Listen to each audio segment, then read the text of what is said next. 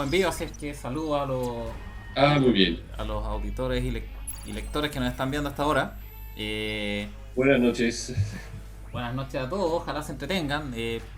Sub-Zero está por conectarse, yo supongo, y Paulo se disculpó con, con, con asistir hoy día porque tenía compromiso en el UIR, así es que juntamos material para conversar la otra semana con él. Eh, Súper noticioso la semana, para ser súper honesto. Ha estado increíblemente movido todo. Desde capitales, geopolítico, todo muy, muy movido. Pero yo, Alan, no sé qué opináis, pero démosle un espacio al inicio para el, para las elecciones, para la constitución.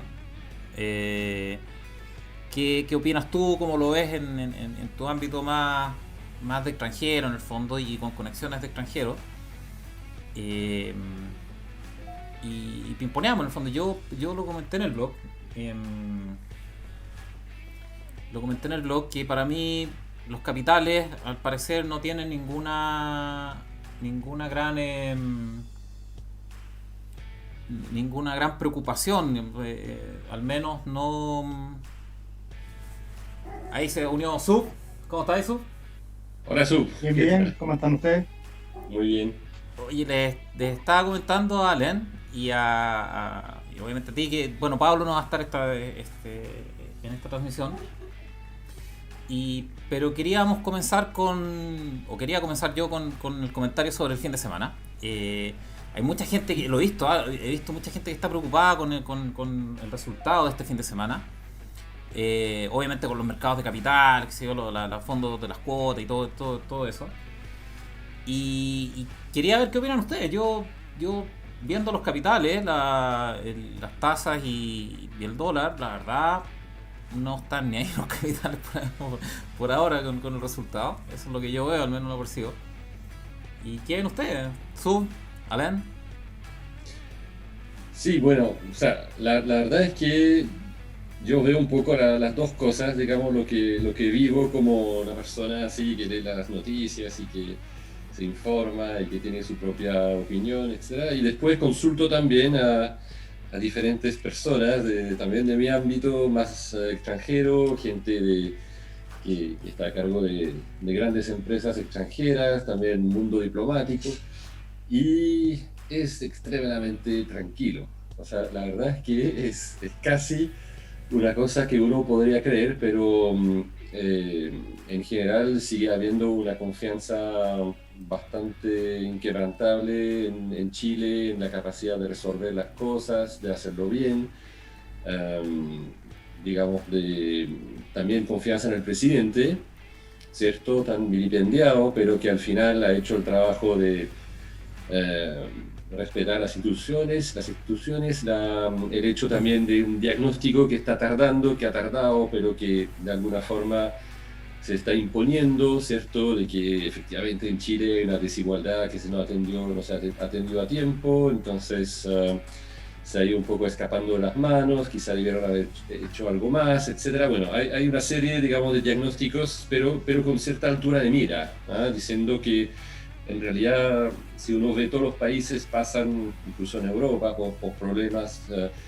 que necesitan reformas, que necesitan avanzar, etc. Entonces, es una visión que de alguna forma me tranquilizó un poco, ¿ah? Y a lo mejor es por eso que los capitales nos están moviendo, la gente está esperando, No. pero con bastante más confianza, ¿no? Entonces, pero por otra parte, obviamente uno siente una inquietud, digamos, bastante propia de esas fechas, porque claro, uno puede pintar cualquier escenario y estamos viendo sobre todo, eso sí, que el vecindario, como lo habíamos ya comentado Uf, antes, Colombia. es re malo. Re malo lo que pasa en Perú, re malo lo que pasa en Colombia, re malo lo que pasa en Argentina. Entonces eso no ayuda para nada, ¿ah? Y es temor también de aquí, nosotros aquí en Chile, de que estemos un poco inmersos en todo ese movimiento y que sea de nuevo una década perdida para Sudamérica. Pero bueno, es la inquietud, pero me pareció que efectivamente había un mensaje de tranquilidad, de confianza, de gente que maneja realmente grandes empresas, grandes inversiones, o los diplomáticos que lo ven también a futuro, digamos, futuro político, etcétera, y bastante confianza. Así que contrasta. Quería poder dar esa nota, digamos, más tranquila. Qué bueno. Y a ver lo que pasa el lunes, obviamente. Qué bueno la visión, un poco más de extranjero en el fondo, porque uno lo ve desde adentro con otros ojos tal vez. ¿Y tú, Suf, cómo estás? ¿Cómo lo ves tú? Bien, bien. Si es que te interesa el tema, porque tú estás ni ahí de repente con estas cuestiones más políticas. No, en realidad no. Yo creo que los mercados no ya descuentan todas estas noticias. Siempre los precios hablan antes que la noticia. Es decir, se mueve el precio, después llega la noticia de por qué se movió.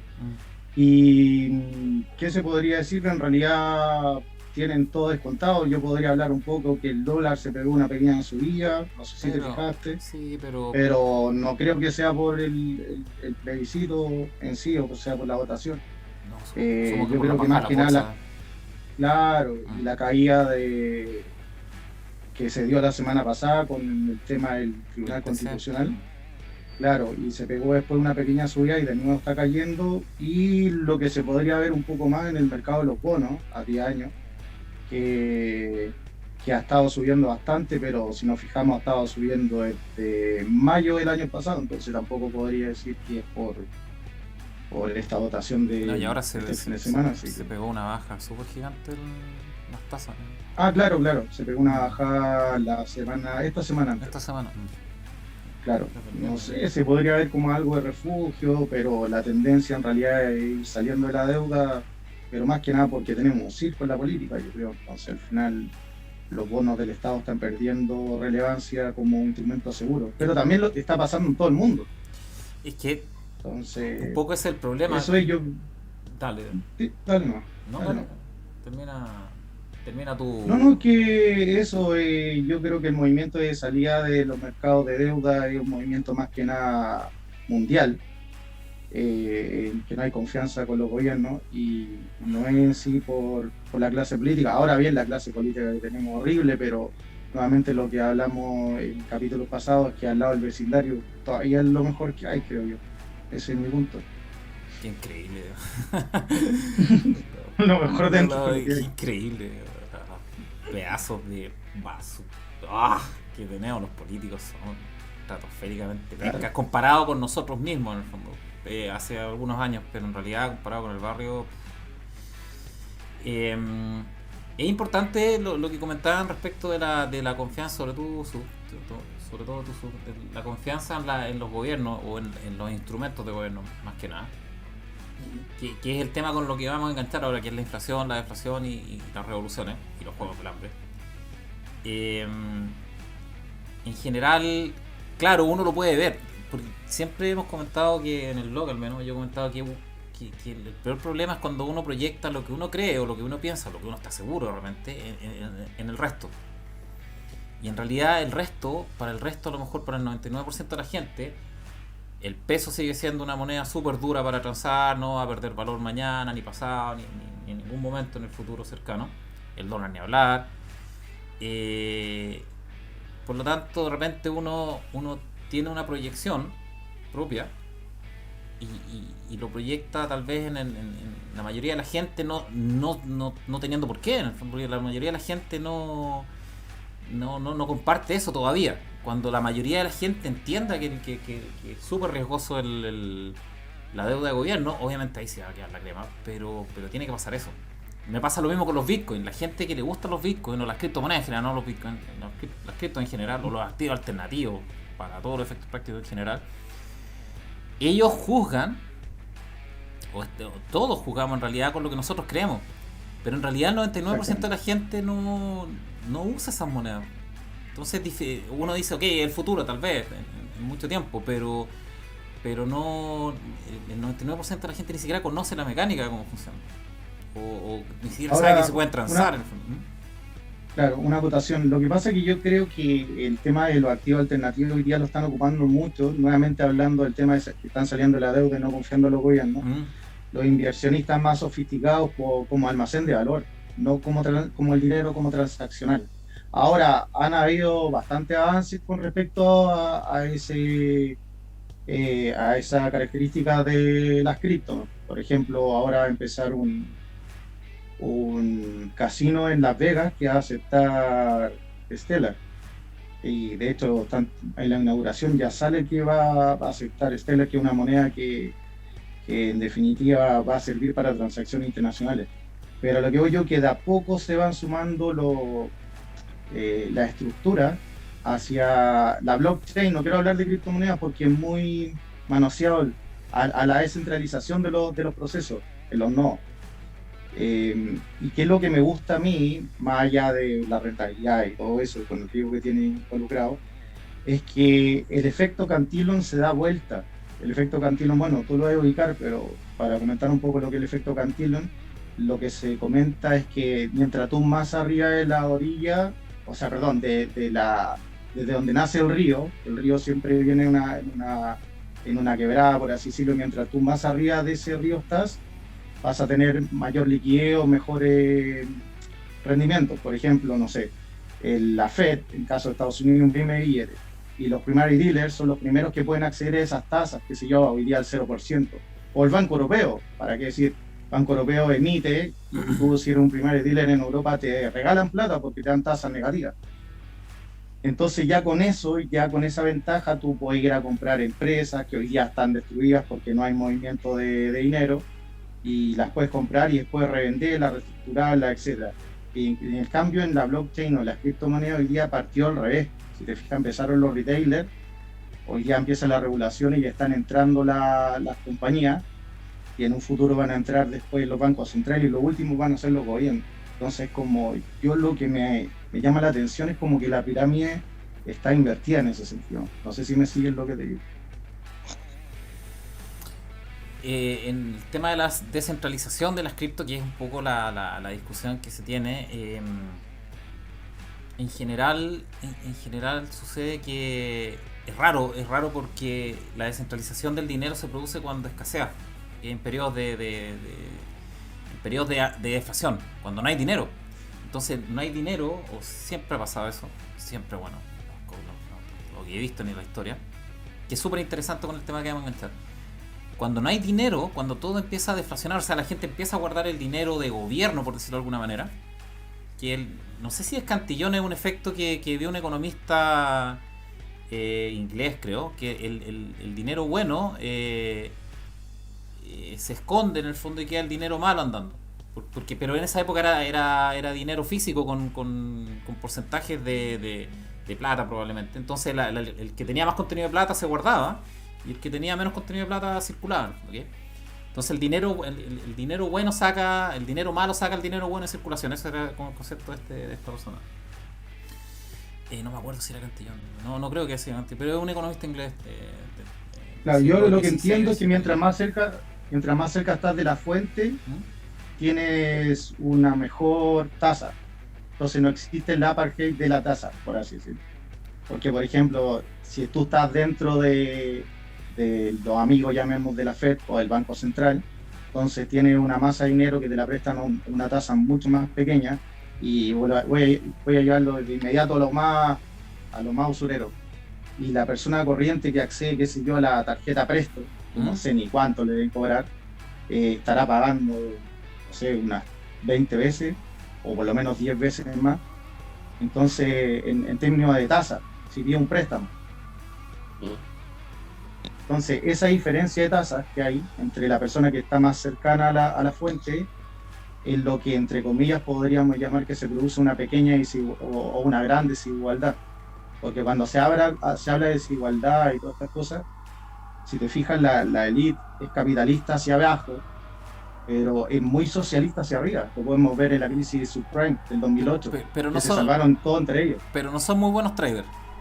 Cada vez que tratan de arbitrar este tipo de cosas, porque eso es un arbitraje en el fondo, o sea, el diferencial de tasa. Cuando tratan de ocupar eso, siempre la embarran, siempre la cagan. Por ejemplo, el más conocido es el Long Term Capital Management, que fue el que provocó la crisis del 98, la crisis asiática. Pero a ese lo dejaron caer, Pero dejaron caer a los tipos que supuestamente eran los capos que estaban aprovechándose ese diferencial de tasa. Claro, ahí están y como también 3, 4 premios Nobel, una cosa así. Así es, que el libro ese Cuando el genio falla es súper interesante. Y bueno, el 2008-2009, obviamente, con Lehman Brothers y Bernstein, que fue el primero y después Lehman. También los tipos aprovechaban estos arbitrajes, pero llega un punto en el que ya no los puedes aprovechar y te vienen contra él. No sé si quieres agregar algo pero más. Ahí lo salvó todo el mundo. ¿Cómo? Ahí lo salvó todo el mundo porque amenazaron que si que dejaban caer a todos, o sea, que quebraran por toda la deuda tóxica y todo eso, no iban a salir billetes de los cajeros, etcétera. Entonces la Fed tuvo que llegar a imprimir y lo salvó a todos. Y eso fue muy... Pero es que es como que en mi empresa tengo un amigo que me salve cuando me equivoco. Entonces esa mecánica es como muy... Porque dependen muchos trabajadores de mí, llamémoslo así. Esa es como una dicotomía muy grande, de mi punto de vista. Es que nos vamos a meter a temas monetarios, pero eso es lo que pasa con los bancos, con las instituciones financieras. Los bancos, cuando colapsan los bancos, cuando colapsa la banca, eso es súper catastrófico para la economía en general. Te genera una crisis como la nuestra del 82 o del 29, los 30 más que el 29, ahí fueron las corridas bancarias en Estados Unidos, no el 29 con el colapso de la bolsa. Y lo que te genera eso es que se desaparece el dinero, pero las deudas no. Entonces no hay dinero, pero las deudas están ahí intactas y tienes que pagarlas. Y ahí empieza el colapso de todos los activos, porque la gente empieza a vender sus activos para tratar de conseguir dinero para pagar sus deudas y para comprar comida incluso, ¿okay? Entonces, lo que sucede con los bancos en particular es que para eso se formó el Banco Central moderno, que es la Fed. La Fed es el primer banco central moderno del mundo. Y la idea de la Fed, la original, después la prostituyeron como idea, pero la idea original era que los bancos, los privados, juntaran capital, lo tuvieran en un banco central, y cuando tuvieran problemas los bancos de liquidez, que mucha gente estuviera retirando, en el fondo más de lo que podían proveer con su encaje, estos bancos los rescataran. O sea, este fondo, este banco central con su fondo lo rescatara, ¿ok? Ese era el diseño original de la banca, y es por eso, porque son estratégicos los bancos. Son muy estratégicos como concepto financiero. Nada que hacer con eso, eso es parte del capitalismo. El capitalismo moderno post renacimiento es banca y ciencia, probablemente métodos científicos. Son las dos cosas que nos han impulsado a los niveles que estamos ahora. Claro, ¿Le gusta que le guste? ¿Ah? Lo que pasó el 2008, por lo que yo entendí, que antes los bancos se llegan a evaluar muy bien los riesgos porque daban préstamos y por lo tanto eran especialistas en evaluación de riesgo. Pero después hubo un cambio, no sé muy bien la historia, pero hubo un cambio donde se dedicaron a ser bancos financieros y ahí es donde dejaron el colapso de paquetizar todos estos temas del 2008 y ahí se les dio vuelta el tema. Entonces ese adjetivo que le dejaron ser financiero es donde ya se enredó el tema. Es que unieron banca. Antes de eso funcionaba muy bien. Esa era la ley, la Glass-Steagall, que era una Glass-Steagall, exacto. Sí, la Glass-Steagall de americana, que la colocaron justo después no del 29, sino de la depresión de los 30. Claro. Y era para evitar que los bancos tuvieran conflictos de interés entre ellos mismos, entre sus inversiones y los préstamos que le hacían a los clientes. Entonces separaron banca de inversión de banca de crédito. Y en el 96 Clinton las volvió a unir. Y ahí empezó full lobby. Claro, clarísimo. También le dejó en bandeja a los estudiantes, a los chicos estudiantes. Lo mismo que el CAE acá. Y Clinton hizo lo mismo. Nosotros hicimos lo mismo que el CAE que hizo Clinton. Que en el fondo. Entonces, uniendo un poco lo que comentabas tú de las personas que no entienden de lo que va a pasar con inflación y todo, hay que partir como desde mi punto de vista un poquito más atrás, que no hay nada de educación financiera. Porque la gente lamentablemente no tiene idea cómo funciona un banco con la reserva fraccionaria, la tasa de encaje, que no te lo enseñan en ninguna parte en realidad, no sé, que estudié recién comercial o economía, etcétera, y un poquito de hecho. Y tampoco lamentablemente los estudiantes hoy en día tienen idea que están estudiando carreras que no van a haber pega. Así es. Entonces se están endeudando, qué sé yo, no sé cuánto costará una carrera hoy día, pero ponle 400 lucas, son 10 cuotas, 4 millones. Claro, ya, pero supongamos 4 millones. 4 millones a 5 años son 20. Entonces 20 millones endeudarte con intereses para una carrera que no vaya a tener cupo de trabajo. Entonces ahí es donde están las decisiones de inversión a largo plazo que tienen que tomar las familias. Y los ricos sí lo hacen. Los ricos le enseñan cómo se mueve el dinero, cómo trabaja su hijo, y la élite, ¿para qué decirlo? Algunos ricos, obviamente, otros se dedican a solo a trabajar, etcétera, pero no sé, los buenos padres, siento yo, le enseñan a su hijo desde chico a decirle: este es el dinero, para esto sirve, hay que esforzarse, qué sé yo, rotación de inventario, 1000 cosas. Pero eso ojalá existiera en las escuelas, pero bueno, hoy día está todo en YouTube, en realidad, el que tiene voluntad lo hace, pero antiguamente. Es mucha información, de repente la Alén tal vez tiene una visión diferente, pero la universidad antes, mucho antes, que la época de la revolución de internet, eran como los que guardaban la información en el fondo, y entre otras cosas guardaban información de muy alta calidad. Eran los garantes en el fondo de que se estructuraran cierta clase de información que era muy, muy específica. Era carísimo, obviamente, y tú accedías solamente entrando a la universidad, pero era de muy buena calidad la información. El problema ahora de la información que hay en internet es que no tiene esos filtros de todo. Entonces tienes muy mala información y que te contamina un poco el conocimiento que deberías tener. Y la universidad antes, no ahora, antes, si eran garantes de ese filtro de sabiduría, para mi gusto. No sé qué opinas tú, Alén. Para mí era... Sí, absolutamente, porque de hecho la propia palabra universidad, universo, universal, digamos, o sea, saberlo todo. Tú ves que en el pasado uno ve las grandes personas, era matemático y filósofo, o era, ¿cierto? Siempre una carrera que podía ser más científica y otra carrera que era netamente más espiritual, más de alguna forma reflexión, espíritu crítico, etc. Y ese es justamente el tema, creo, ahora, que tenemos muchísima información por un lado, pero una relativa incapacidad de tratarla correctamente, de sacarle el jugo. Entonces yo creo que la formación quizá universitaria de calidad es esa, que permite formar el cerebro, formar las ideas para que una persona pueda extraer la información que es realmente importante y dejar un poco de lado el ruido, que es muy presente, y eso sin duda es súper importante. Después hay otras cosas, efectivamente, que la cultura que uno puede obtener en las universidades también fija un poco un modo de ver el dinero, la vida, de ver diferentes cosas con otra perspectiva, ¿no? Y ahí hay a veces esa reproducción de los ricos o reproducción de los pobres, y efectivamente se debe muchas veces a la formación que uno ha recibido, que cada uno ha recibido, y cómo se puede manejar después con la información, con el mundo, con la gente, para extraer el dinero y guardarlo o perderlo ad infinitum, o sea, ganarse el loto con 8.000 millones y a los 2 años no tener ni uno, o empezar con un pollito, con 2 pollitos, y después tener una granja. Pero es dudable que eso venga, o que te lo pueda enseñar la universidad o la educación en general, para mi gusto. Está interesante como tema esto, para otro capítulo. Está súper interesante el tema de educación. Yo creo que lamentablemente la formación de dinero, en el fondo de formación y construcción de capital y de preservación, no está en ningún lado. Se lo tienes que aprender tú solo, lamentablemente. A porrazo, probablemente.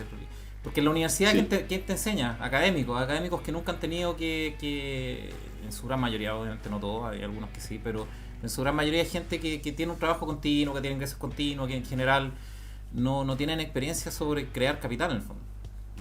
Sobre emprender, sobre crear capital, sobre mantener, sobre invertir, etcétera, etcétera. En general estoy hablando. Y de repente te programan incluso con un sesgo. Muchísimo. Yo tuve que desaprender mucho de mi formación, tuve que desaprender las cosas prácticas en el fondo. o sea, supuestamente práctica o ramos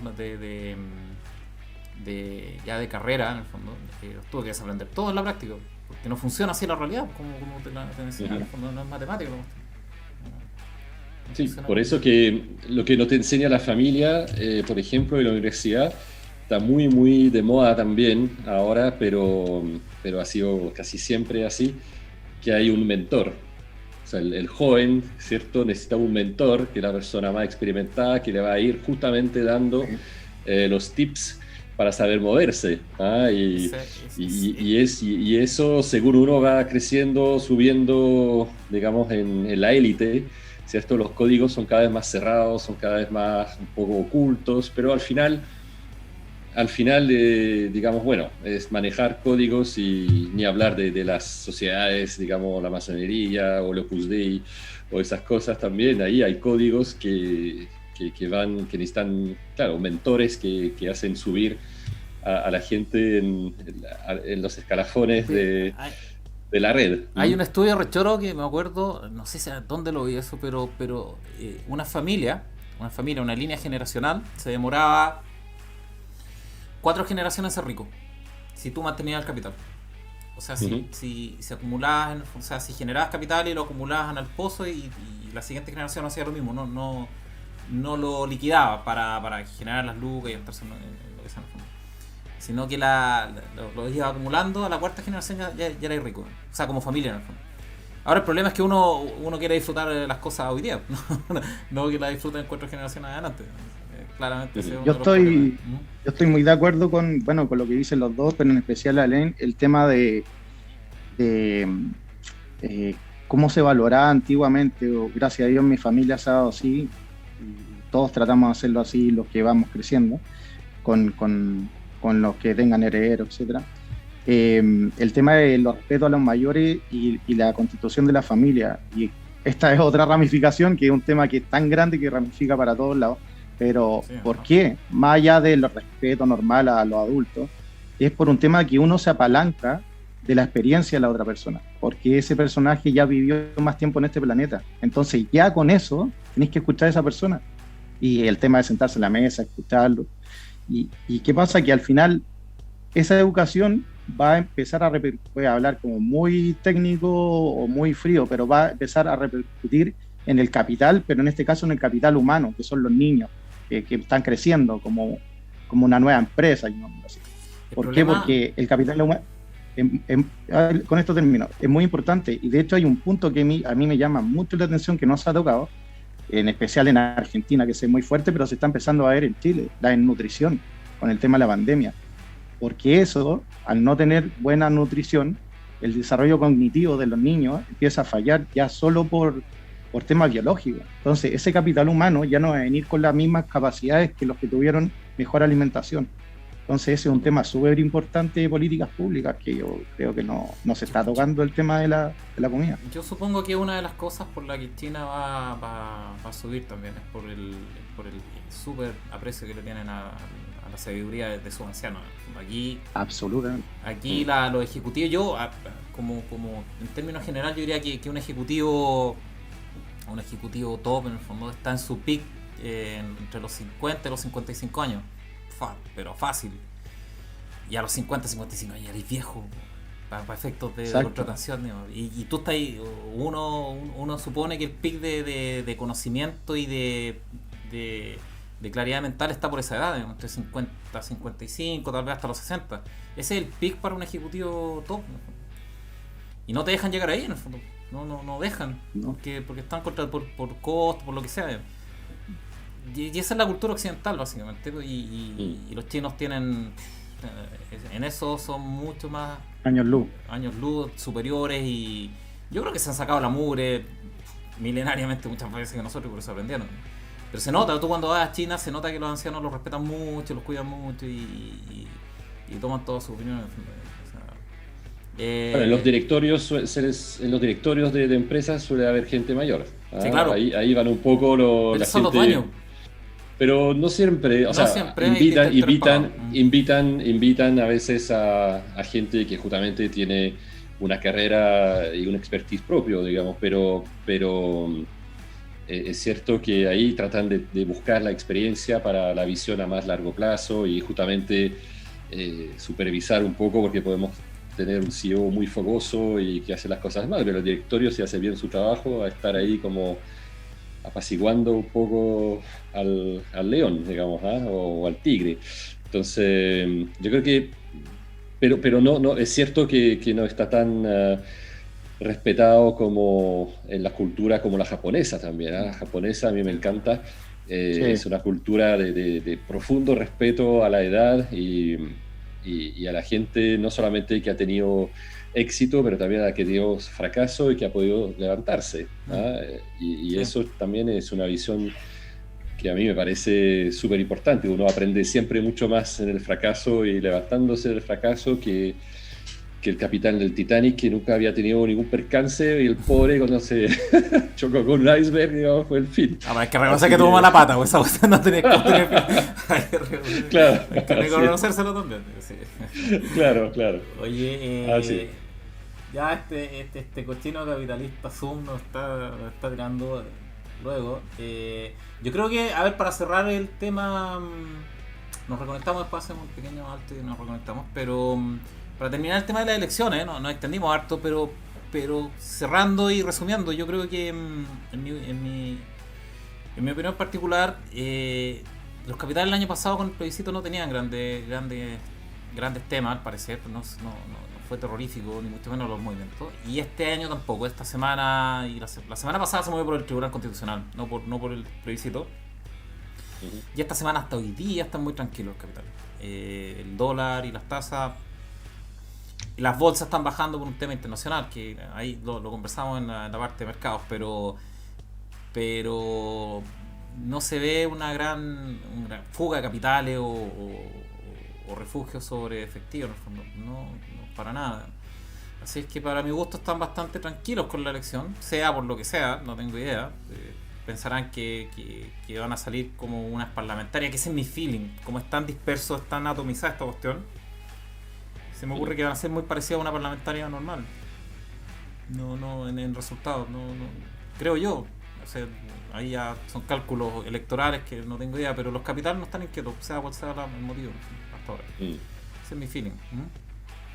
¿Tú, Allen? ¿Para cerrar Bueno, sí, todo va a depender del mensaje que la gente va a querer mandar, ¿no? Si es, porque se siente bastante en el ruido, ¿cierto? Que lo que quiere la gente a través del liderazgo de una Giles, ¿cierto? O de Hadwe, etcétera, es mandar un mensaje, asustar un poco al establishment, para mandar un mensaje fuerte que, bueno, que hay que cambiar las cosas. Eso fue claramente el 78% del apruebo versus el 22%. Eso fue un mensaje fuerte y claro, porque claramente en ese 78% hay gente claramente de derecha. No se puede reducir la derecha dura a 22%. Está clarísimo.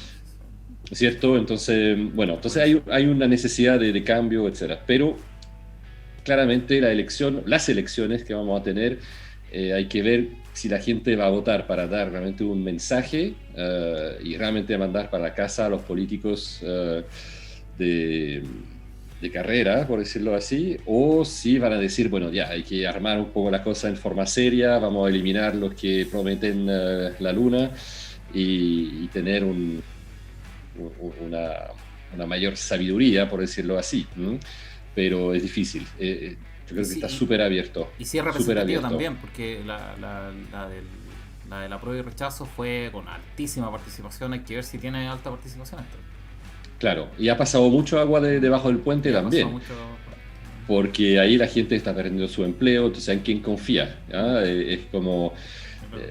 porque se está dando cuenta que, bueno, la plata no crece en los árboles, digamos, el gobierno también está medio amarrado. ¿Tú crees que se da cuenta de eso? ¿Sí? No sé, no. No. Yo creo que, o sea, se da cuenta de que es alguien más que está entregando el dinero, el Estado, o porque la cosa, digamos, si fuera tan fácil ser empresario o emprendedor, ni siquiera emprendedor, yo creo que habría mucho más, digamos, que diría, bueno, me voy a pagar un sueldo millonario, y etcétera. Entonces, pero se dan cuenta, digamos, de con dónde empiezo, con qué empiezo, cuál es la buena idea que me va a permitir vivir. Y 90 y tanto por ciento de la gente no tiene esa idea y tiene entonces que emplearse y decir, bueno, yo pongo mi trabajo a su servicio porque usted tiene la idea y usted lidera. Y no es solo idea tampoco, Alan, es un sistema de gestión, es venta, es marketing, o sea, yo creo que eso también es un punto que podríamos tocar para otra vez. Ustedes dos son mucho más experimentados en emprendimiento, yo creo, pero la idea, como idea, hay que meterle todo un sistema, una estructura de general en el fondo para que funcione. Y toma por su tiempo supuesto, eso. partiendo por ahí. Entonces, tu vendedor, ¿cuánto lo vas a pagar cuando tú empiezas con tu negocio de repartición de pan o no sé qué? Tú sales ahí y tú dices, bueno, voy a vender pañuelos, voy a vender cualquier cosa y necesito pagar a alguien. ¿Esa persona cuánto lo vas a pagar? ¿500,000 pesos? ¿1 millón? ¿De dónde sale la plata? Y ahí la gente, bueno, cuando uno lo puede hablar con algunas personas, uno se da cuenta de que, bueno, sí, ahora entiendo por qué me pagan poco. Así que es triste, pero es así. O sea, o sea, estoy hablando un poco, no en general, ¿cierto? Pero, pero cuando uno lanza al voleo que los sueldos son bajos, es cierto, pero hay que ver toda la realidad que hay detrás también. Y no es siempre porque el empresario malo no quiere soltar la plata. Pero no siempre tampoco, y sobre todo en la pyme. No, en la pyme están a patadas con los guarenes en el fondo, junto con los empleados, están arrancando los guarenes todos juntos, entonces ahí es como difícil pensar que son por apretado en el fondo. De hecho, yo he visto, me consta que muchos de los empresarios, los pymes, se meten la mano al bolsillo directamente para pagarle a para pagar la construcción, o pagar los gastos del mes directo al bolsillo, no de la empresa. Exacto. Entonces, pero falta, como decía Sub-Zero, digamos, o sea, falta la cultura de saber realmente cómo funciona un negocio, una empresa. Y si uno lo entiende un poco mejor también por qué no somos vamos a ir a ricos. comerciales. Sí, así es, sí. Oye, vamos con el tema principal, ya nos hemos extendido con Estamos todos más o menos de acuerdo en que no sería un gran tema estas elecciones, este fin de semana al menos, como hito fundamental. No debería pasar. Pero hay que ver los resultados del día lunes. Si se produce una gran sorpresa, como decía Allen, que era el que mucha gente vote por candidatos no conocidos, independientes y que puedan tener ideas medio extrañas. En general yo diría que mi feeling es que va a andar por una elección parlamentaria, esa misma distribución, pero hay que esperar al lunes. Por el momento los capitales no están inquietos. Oye, vamos con el tema principal. Dale. Palabras finales de la elección. ¿Alguien va a ir a votar? Bueno, mi punto, no sé qué tan representativa va a ser esta elección. Mi punto. Y el otro punto era de los salarios más altos, paren de subirle impuestos a las empresas. Así de simple. Así de simple, los salarios van a subir. Eso es todo lo que hay que hacer. En especial a las pymes, que son las que dan más trabajo. Sin duda.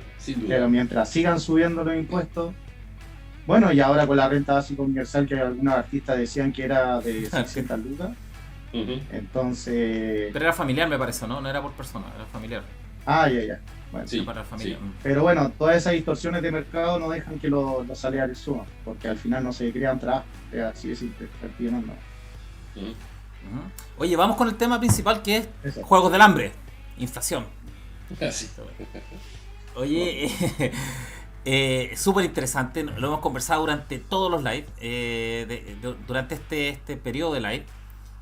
Y lo he ido enganchando un poco con el tema principal, con el inicial, que era el colapso económico. ¿Y por qué lo estoy enganchando? Porque estamos viviendo la etapa de un colapso económico. Eso es muy preocupante. En términos privados o de la economía privada, es cuando tú empiezas a perder la confianza, por lo que sea, en este caso por el bicho, por la revolución o el estallido.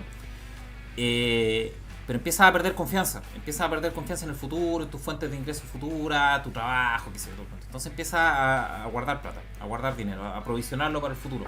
¿Okay? ¿Qué es lo que hemos visto con el aumento de las cuentas 2, de las cuentas de ahorro, etcétera, que son muy líquidas? y la gente es bastante inteligente en eso. Cuando se trata de sus lucas, en el fondo es bastante inteligente para tal vez no es sofisticada como para encontrar otras cosas, pero dentro de los instrumentos más disponibles es muy inteligente colocando sus capitales cuando se trata de sus lucas. Y lo que sucede es que en la economía privada empieza a retraerse el dinero, empieza a salir de circulación el dinero, y eso genera deflación. Esa es la primera etapa, la deflación, ¿ok? Y lo hemos comentado, cuando no circula dinero y por ende cae la actividad económica porque nadie está comprando nada, en términos exagerados, cae mucho la actividad, los gobiernos recolectan menos. Y como recolectan menos, tienen dos alternativas: o se endeudan, toman deuda, o cobran impuestos, que se llama austeridad, ¿okay? La primera alternativa obviamente es tomar deuda, debería ser.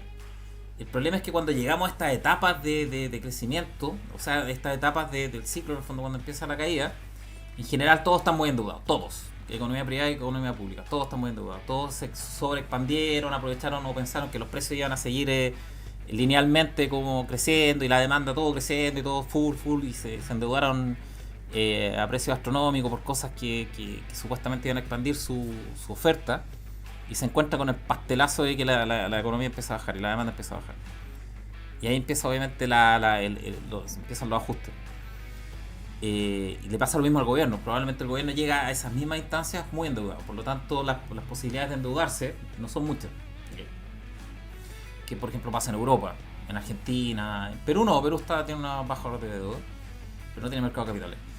Y lo que sucede ahí es que cuando el gobierno está muy endeudado y tiene que meterle recursos sea para pagar lo que prometió, sin que se le armen unas revoluciones, o sea para sostenerse incluso él mismo, que va a luchar por eso hasta que pueda, te meten impuestos, ¿okay?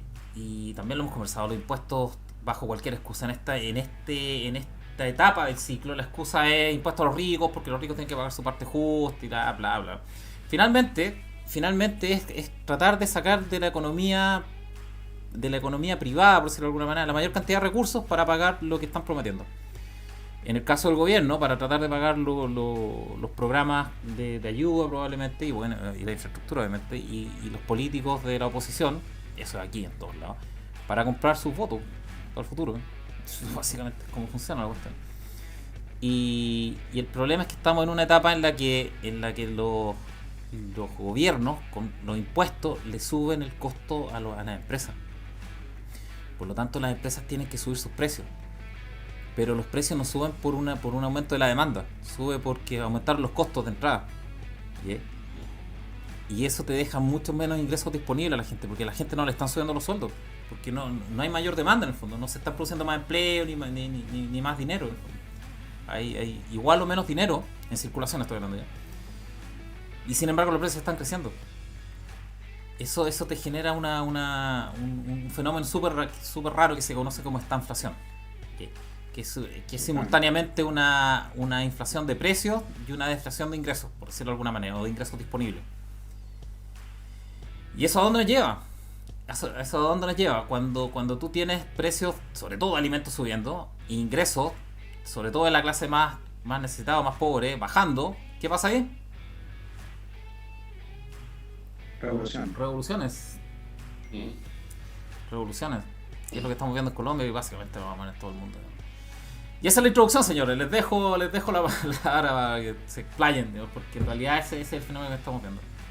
Es el fenómeno que vamos a ver probablemente. Bueno, yo puedo hablar de mi caso personal y lo relataste súper bien. Por ejemplo, en temas de alimentos que son, qué sé yo, palta, tomate, limón, etcétera. En el mercado interno pasa lo que tú comentaste. El campo y el distribuidor en sí no pueden subir sus precios aunque aumenten sus costos, y tampoco por otro lado aumenta el volumen. Entonces a lo único que puede él buscar algún rendimiento es bajando su margen. Entonces, ¿qué pasa? Al bajar su margen tiene que trabajar el doble, arriesga el doble y gana de repente menos. Y eso está pasando en todos lados. Entonces, por un lado, el productor chico empieza a quebrar, porque el productor chico, por eso estoy hablando del mercado interno, porque el productor chico no puede exportar, porque no tiene todas las, qué sé yo, todas las leyes y la ISO 9000, etcétera, que le piden de packing. Entonces solo puede ir hacia el mercado interno, entonces empieza a quebrar. Y donde no tiene tampoco hoy día acceso, o sea, en realidad el año pasado, que era para la cosecha 2021, a la banca, tampoco puede apalancarse con la caja. Entonces empezaron a quebrar muchos productores pequeños y también empezaron a quebrar muchos distribuidores pequeños. Y al mismo tiempo tampoco tiene a sus propios distribuidores que en última instancia que eran los que llegaban al consumidor final, que eran los restaurantes. Y los restaurantes son los últimos distribuidores del campo, porque son los que lo transforman en un plato con valor agregado y entretención y todo lo que ustedes quieran. Pero en definitiva en la cadena logística son los últimos distribuidores de esos productos. Y al quebrar muchos eslabones en esa cadena, se produce lo que tú estás diciendo, una destrucción de la oferta, un aumento de los costos. Estoy hablando todo en el mercado interno como una economía cerrada. Y por el otro lado, los grandes productores o los grandes distribuidores que ya tienen acceso a packing y a distribución hacia el extranjero, se le dan todos los incentivos para que todas sus cargas se vayan a puerto. ¿Por qué?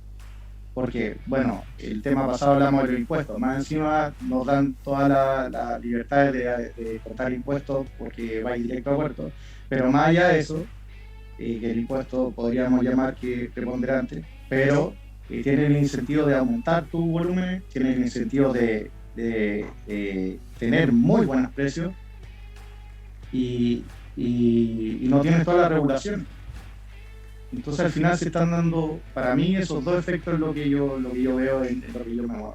Te llevan de la mano para que tú tires todo a puerto, para que dejes más desabastecido el mercado interno, y además todos esos eslabones de la cadena que te comenté antes están destruidas o están casi a morir saltando. Y eso conlleva a que la gente va a tener menos productos, a mayor precio, a menor calidad muchas veces, porque buscando precio también baja la calidad, que se llaman los calibres, primera, segunda, tercera, cuarta, descarte. No va a ocurrir, pero hay mucho descarte que se trabaja en el mercado interno por lo mismo, por los precios y por los volúmenes también. Entonces, cuando tú ves que, no sé, a mí en Australia te pagan un kilo de palta a 10 lucas, no hay nada que hacer, y aunque te paguen tal vez 5 y acá supongamos que esté a 6, el volumen es distinto. Sí. Porque en un container mandáis 14 toneladas. Así como Entonces, como observación, muchas veces, y esto es un tema ya más privado probablemente, ahí insisto, ustedes dos, yo lo vi más en términos corporativos, pero muchas veces tú tienes programas que cumplir en el fondo, que te comprometes a años tal vez.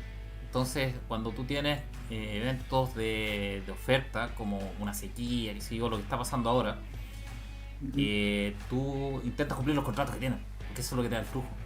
Y dejas desabastecido obviamente el mercado local, que en situación normal no debería pasar, pero finalmente tú lo que tratas de hacer es cumplir los contratos, sobre todo cuando tienes contratos internacionales. Y esa es una de las razones también por la que se puede ver desabastecido el mercado. Obviamente tú tratas de cerrar contratos a 5 o 10 años, si eres exportador, que te dé el flujo. Claro, esas son las exportadoras. Sí, pero las exportadoras estamos hablando de otro nivel. O sea, no, pero las exportadoras le compran a los pequeños. No, sí, pero te digo, para tú montar una exportadora ya son niveles que tenés que tener unos $10 para arriba. Sí, pues, pero finalmente lo que pasa es que la exportadora o las grandes empresas absorben la producción de las pequeñas. Sí, pero absolutamente. la absorben, pero para cumplir con sus contratos internacionales. Por eso se desabastece un poco el país en periodos de escasez. ¿Okay? Obviamente ahora hay un periodo de escasez. Y eso es como acotación. Alén, dale tú. ¿Qué bueno? Sí, bueno, en realidad cuando tú presentaste ahí el tema, lo encuentro súper interesante porque es fundamental para entender la economía.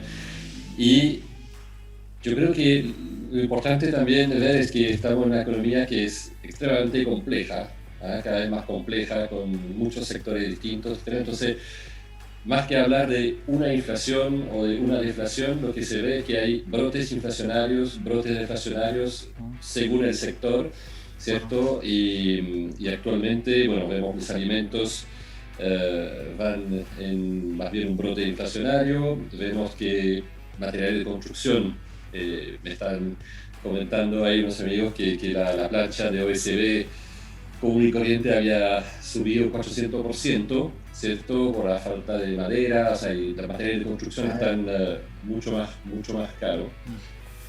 Y entonces, claro, se hacen, digamos, brotes inflacionarios por falta de oferta, en ese caso, ¿cierto? Y ahora, eso es bastante normal cuando estamos en un periodo así como un poco de transición, de una crisis que es, bueno, básicamente, voy a decir sanitaria, para usar la palabra del consenso, pero la pandemia, digamos, ¿cierto?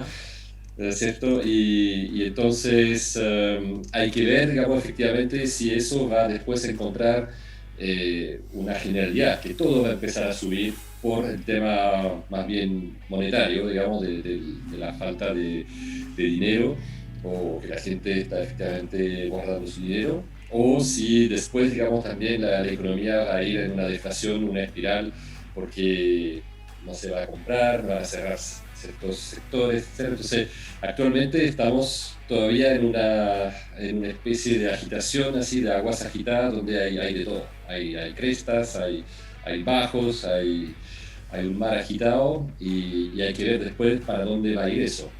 Yo creo que como comentario hay que mirar a Argentina. Argentina es el ejemplo, pero así como canónico de todo lo que explicamos. Con el agregado adicional siguiente, cuando tú pierdes confianza en tu gobierno, obviamente pierdes confianza en los instrumentos que maneja, que son la deuda primerísimo y segundo el dinero. Y ahí te empezás a deshacer del dinero, pero a dos manos. ¿Sí? Que son los ejemplos de hiperinflación. Por ejemplo, en Alemania, en Weimar, es súper, y en Chile también pasó con Allende, que es súper interesante porque la gente piensa que las hiperinflaciones se producen inmediatamente cuando empiezan a imprimir. No es así. Empieza a imprimir, los gobiernos empiezan a imprimir para pagar sus deudas con esa impresión en el fondo. Y lo que sucede es que la gente todavía viene con el vuelito en el fondo de no confiar en el futuro y de guardar dinero. Hay eventos que te generan el switch y tú dices, ok, sé que más no confío ya más en este gobierno y por ende no confío en sus instrumentos. Depende del switch en el fondo. En el caso de Alemania, el switch fue la confiscación del 10% de los activos que tenían todos los alemanes. Que fue confiscación porque finalmente era un intercambio por bonos, mulas de gobierno. Confiscación al final del día. Y eso te provocó el switch. Y ahí empezó la hiperinflación alemana. ¡Tac! En el caso de Argentina, es difícil saber cuál es el switch. Para mí, y yo lo comenté en el blog, para mí el switch fue el préstamo de 50 billones al FMI. Y que Macri empezó a aportar todos los beneficios y todas las subvenciones y todo el tema a su economía. Ese fue para mí el TAC. O sea, y ahí empezó la escalada inflacionaria en el fondo de la moneda. Pero son eventos. En Chile, en Chile, en Allende no hay mucha historia, pero se ve clarísimo que incluso el primer año de Allende, con las máquinas funcionando, con la impresora funcionando 24/7, la inflación fue menor que el último año del periodo del gobierno anterior. O sea, bajó un poco la inflación en el primer año de Allende. Y yo supongo que ahí dijeron, wow, encontramos la panacea monetaria y empezaron a imprimir. Y algo de haber pasado, no conozco mucho la historia de ese periodo. Y no hay mucha historia tampoco que sea muy certera, pero algo pasó que detonó el tema, el switch mental y la gente empezó a deshacerse del dinero a dos manos y ahí empezó la inflación, o la inflación aceleradísima, que llegó hasta pasado el gobierno militar. O la dictadura ya. Pero en general es eso, o sea, la deflación se produce porque la gente no confía en el futuro, pero sigue confiando en los instrumentos. Y llega el punto en el que los gobiernos se ponen tan agresivos con los impuestos, con la recolección, que la gente ya deja de confiar en moverse en la economía, porque le están quitando todo, básicamente. Todo el fruto de su esfuerzo te lo están quitando. Bien puesto, entonces, ok, se es que más recojo caña. Pero no recojo caña con instrumentos de gobierno, porque ya se es que más no confío en estos gallos. Empiezan a deshacerse de sus instrumentos y empiezan a comprar tangibles. Cosas, cosas como la gente con más lucas, en esta época da lo mismo, o sea, hay muchas alternativas a los bitcoins, o sea, las criptomonedas, oro, acciones internacionales, blue chip, etcétera, etcétera, etcétera. Pero empiezan a comprar cosas que te sacan en el fondo de la economía de gobierno, que te quitan de los instrumentos de gobierno, y ese es el gran problema, ahí colapsa, ¿okay? Y esa es la hiperinflación, ahí empieza la hiperinflación. Ese sería como el ciclo. El problema es que nosotros estamos en un mix ahora, que estamos en un que te acelera en el fondo ese proceso, que te lo acelera porque te quita dinero de la economía. Esta inflación hace que se acelere ese proceso hacia el cero en el fondo de actividad y de falta de recursos de la gente para comprar incluso alimentos. Lamentablemente para allá vamos. Ese es mi feeling, al menos, ese es mi feeling. Pero estamos con una inflación todavía muy controlada acá. O sea, no podemos hablar todavía de inflación, está bastante controlada. Lo que pasa es que hay brotes, efectivamente, de inflación que pueden afectar más a la gente que tiene que comprar, digamos, los productos que justamente suben, como los alimentos o incluso el material de construcción. Pero hay claramente otros, como, quizá no ahora porque estamos de nuevo en un periodo de escasez, pero claramente todo lo que ha sido producto electrónico, etcétera, ha ido bajando mucho, ¿cierto? Su precio. Sí, bastante, me sorprendió eso. Eso cambió por un tema también de nuevo del efecto pandemia, digamos claramente. La falta de chip, la falta que todo el mundo necesitó también un computador para trabajar, para estudiar, cualquier cosa, entonces obviamente crea una demanda mayor cuando la oferta disminuye, entonces no es efectivamente algo bueno, pero ha sido la tendencia. Y entonces, claro, pero la inflación consolidada a nivel país, yo la veo todavía bastante bajo control, sí. sin haber usado los instrumentos justamente para controlarla, si fuera a subir más. Y eso es otro tema también, del Banco Central, lo que puede hacer. Yo creo que el retail o la gente cada vez se está dando cuenta que le alcanza menos para comprar alimentos o material en este caso. Obviamente no ha llegado al punto que se hace ese clic, pero la gente yo estimo que ya se está dando cuenta que cada vez, y de hecho las recomendaciones que has dado tú en tu blog y todo para la gente que tiene solo ingresos disponibles, que no tiene para la inversión, esto que hace en alimentos. Pero más allá de eso, yo me acuerdo una frase muy buena de Javier Milei que dice que el dinero del país es el reflejo de los políticos. Está como sustentado en los políticos que manejan ese dinero. Entonces, en Argentina, obviamente el peso argentino con los políticos que hay, que es absolutamente corrupción. De hecho, había visto un estudio que dentro de las 10 personas más ricas de cada país, casi todos eran empresarios que daban trabajo, etcétera. Pero en Argentina son varios que son políticos, las 10 personas más ricas. Entonces, cuando tenían un tema de ese estilo, que entre comillas no producen nada, no sé si producirán algo, dolores de cabeza. Claro, en la producción, producen pobres. En el PIB. Y con lo que está pasando ahora, creo yo, después de esta elección y todo, pueden empezar a darse indicios o alarmas de qué clase política es la que está saliendo, y el timing, claro, es muy difícil ver cuando la masa va a llegar a darse cuenta que el dinero no le sirve y empieza a moverse hacia bien en realidad. Es que yo no sé si llegamos a ese punto de nosotros de hiperinflación. Sí, porque ojalá. No sé qué tan ojalá, porque finalmente lo peor que te puede pasar como país es una deflación. Es que no haya dinero circulando. Esas son las peores. O sea, en realidad es morir congelado o morir quemado. Me da un poco lo mismo, en el fondo te morí igual. Pero probablemente es mucho más agonizante la muerte por congelamiento. O sea, que haya deflación. Que no circule dinero, que no tengas nada, que no tengas dinero en el fondo para comprar cosas. Ese es súper terrorífico ese escenario. La hiperinflación, como que siempre hay formas de salir en el fondo, o siempre hay formas de sobrevivir. La deflación es como una cuestión que te congela todo y no tienes cómo salir, y es muy difícil de salir de ahí. Entonces, ahora hay que ver qué pasa cuando liberen las cadenas, como tú siempre dices, las cadenas de pago. Eso es deflacionario. Está todo, está todo controlado hoy en día con las cuarentenas y todo el tema, entonces con eso obviamente que disminuye la velocidad del dinero. Una vez que la liberen, acá en Chile hay que ver qué pasa. Yo conversaba eso el fin de semana con un amigo y no está muy internalizado el tema de las cadenas de pago. Pero me decía, oye, pero si que un poco la visión general, yo creo, oye, que suspendan el pago de las cuentas de luz, agua, incluso los hipotecarios, que hagan una moratoria de las cadenas de pago, qué sé yo, o las cuentas generales, y la gente ahí sobrevive.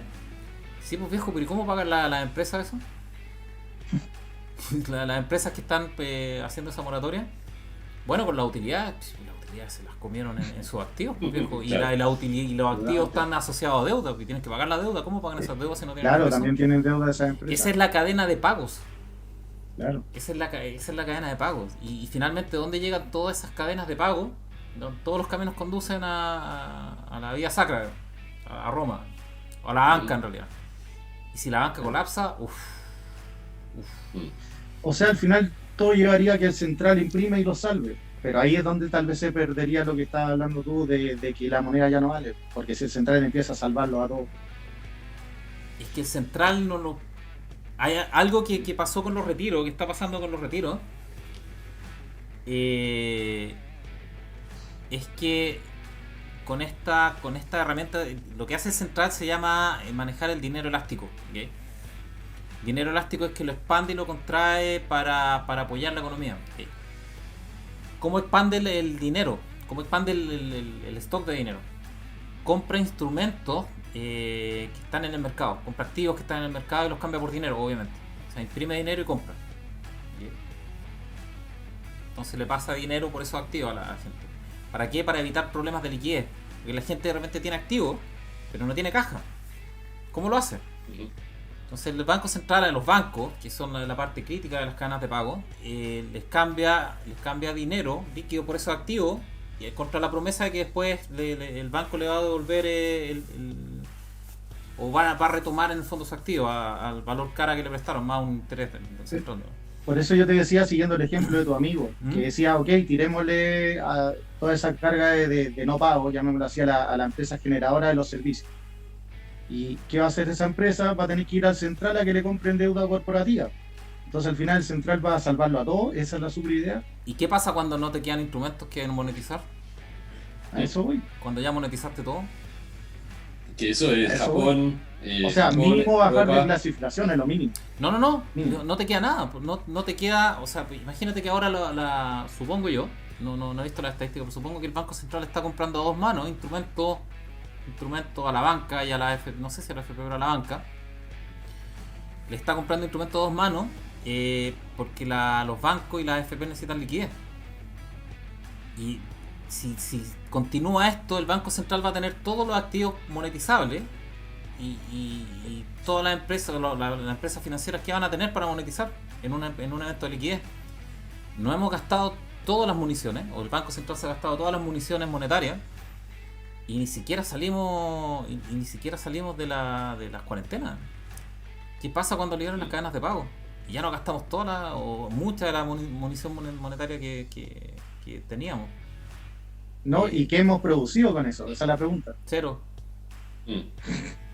Pero si lo comentaba en el blog, le hemos metido como 100 billones de dólares entre créditos blandos, retiros, ayudas fiscales, bla, bla, bla, y si no hemos movido ni una aguja, cero aguja monetaria y económica, inflacionaria, nada, o sea, los alimentos, pero por un tema de oferta, no por un tema de demanda.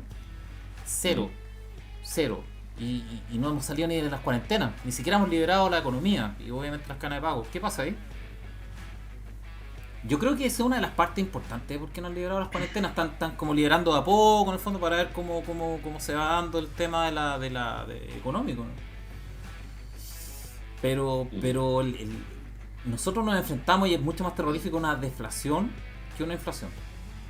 La inflación es manejable, una deflación es muy terrorífica y muy rápida también. De hecho, Japón no ha podido salir de la deflación en 20 años. Han estado completamente estancados con, más bien un estancamiento, pero han intentado de muchas formas reactivar la economía, tratando de tener un poco de inflación justamente para tener más velocidad de circulación de dinero, etc. No lo han logrado. Y no lo han logrado. y con eso destruyeron su mercado de bonos. Absolutamente, completamente, porque ahora está completamente bajo perfusión del Banco Central japonés. Así es. Entonces, la verdad es que ahí es... Y Europa también, Europa tiene que aceptar instrumentos cada vez de menor calidad, ¿cierto? Uno empieza con los superbonos, y ahora después uno va a aceptar un papel firmado en una servilleta, digamos, como debo 10.000 euros y el Banco Central lo va a aceptar y lo va a pasar los 10.000 euros. O sea, es un poco a eso que podemos llegar. Y se metieron en un atolladero que es imposible salir, porque si empieza una liquidación de bonos japoneses, europeos, la opción del Banco Central Europeo o japonés es bananera, moneticemos todo, tipo Argentina. Pero ahí eso es una sentencia de muerte al euro o al yen, porque todos entienden que al hacer eso de manera masiva, van a recibir sus pagos con dinero depreciado, en el fondo. Lo entienden perfecto, todo el mundo entiende eso. Los políticos también entienden que van a pagar con dinero depreciado. Pero no podía hacer eso con Europa, lo podía hacer con Zimbabue, con Argentina, con los bananeros que tenemos de políticos. Nosotros lo pueden pensar también, pero Europa, Japón, Estados Unidos no pueden hacer eso. No pueden hacer, están atrapados. Están ahí como... Claro. Entonces, si no hacen nada, en una liquidación, por ejemplo, de bonos, que empiezan a aumentar las tasas de los bonos en el fondo, y la gente empieza a liquidar los bonos, no pueden hacer nada. Están fritos. No pueden defender ese mercado, están liquidados. No.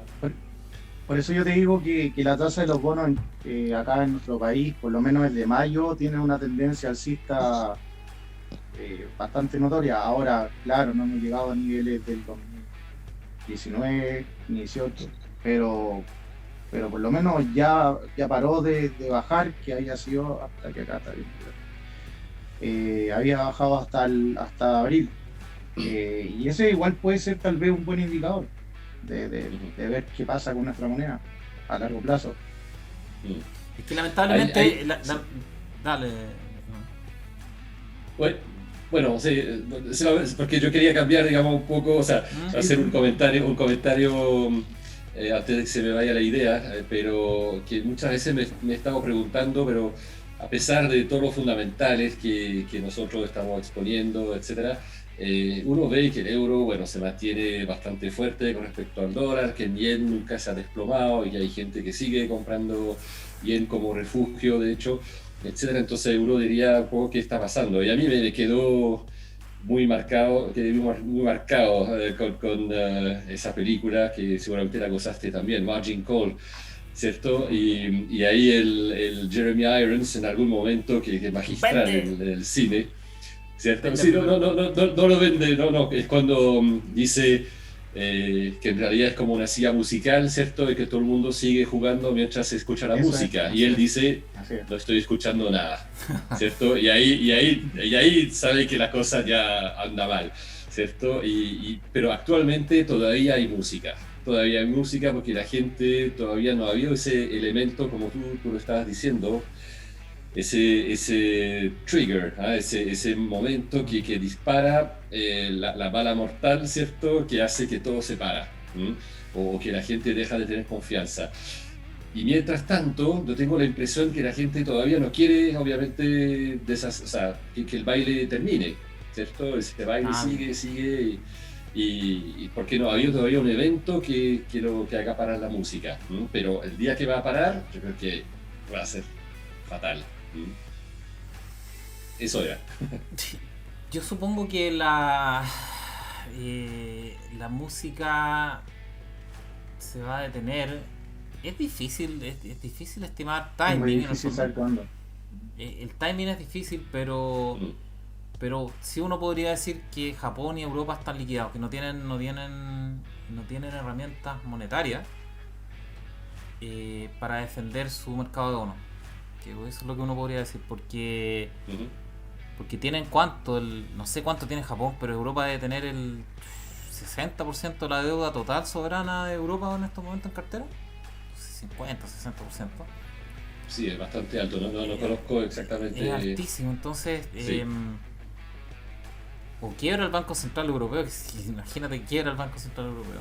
Porque finalmente un banco No, pero es se pueden ver, una institución. se pueden ver algunas piezas, por ejemplo. Si cae, por ejemplo, el banco alemán, el Deutsche, ya Sí. ahí ya decir qué pasa.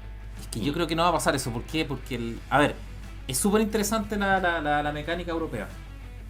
Porque en general ¿cómo va contra un país? ¿Cómo va en corto contra un país? Con la moneda. Ujú. Y en segundo lugar con la deuda. ¿Okay? O cómo va en largo también es lo mismo. O sea, Claro, el mismo claro. efecto. En Europa tú no puedes ir en corto con la moneda a un país. Porque es una moneda única en el fondo. ¿Cómo va en corto o largo? Con los bonos. Con los bonos nacionales. Entonces, si tú piensas que el euro va a colapsar, que se irá a la mierda el euro, ¿dónde te refugias en Europa? ¿Dónde es el único país que te puede refugiar básicamente? Que esté en el euro. Alemania. Alemania. Y como no Sí. tiene moneda, ¿qué haces? Compráis bonos. Porque tú supones que en algún momento los bonos los van a intercambiar por marcos. Ujú. Entonces tú haces ese Ujú. arbitraje en el fondo. Ese Claro. arbitraje catastrófico. Por lo tanto, yo no tengo tan claro que Alemania vaya a colapsar en el fondo. Ujú. Suiza no está dentro del euro, por lo tanto, Suiza, Mm. y Suiza es pequeñito, ese es el problema. Suiza casi lo reventaron en 2011, entre el 2011 y Sí, el 2013. sí. Ujú. Por lo mismo, el mismo efecto. O sea, toda la gente arrancándose del euro, y en esa época por la crisis de deuda, que esta es peor, lo que tenemos. Y yo diría que toda la gente se arrancara a Alemania. Ahora, ¿cómo te arrancas a Alemania? En términos monetarios no puedes, pero sí puedes comprar deuda alemana. Por lo tanto, yo no tengo tan claro que la deuda alemana vaya a colapsar. Pero todo el resto, tiburones, van a ir destruyendo todos los mercados de deuda. Desde los más débiles, que sería Italia, yo supongo que Grecia e Italia, España, Francia, y van a terminar en tal vez Holanda, Bélgica, no tengo idea. Que tienen alta deuda también. Alta y harta. Sí, ahora en Europa y en Japón también hay mucho ahorro privado. O sea, no hay que olvidar que muchos países del corazón de Europa está prácticamente igual a tres veces el PIB está en ahorro privado, ¿cierto? O sea, 300% del PIB, aunque esté, la verdad, el país a 110, 120% de su PIB endeudado. Hay un respaldo igual de deuda de ahorro privado, ¿cierto? Por 3 veces esa suma, ¿no? Y no es menor, Y lo entretenido que tienen los japoneses, que es un poco lo que nos pasa a nosotros, en otra magnitud obviamente, es que los japoneses solamente pueden emitir deuda en yenes ellos. Sí. Nadie más puede emitir deuda en el mundo. Por lo tanto, todo está en su propio territorio, básicamente, la deuda en yen. Igual que nosotros con nuestra deuda. Nuestra deuda está mantenida por nosotros mismos, en el fondo, vía AFP. Que es Vía AFP. Muy importante. Sí. Vía AFP, claramente. Claro, sí. Y ese es el cagadazo en el fondo de los retiros, y ni hablar de la nacionalización. Claro. El Banco Central, de hecho, lo dijo, lo advirtió, con su tono, con su lenguaje medio críptico.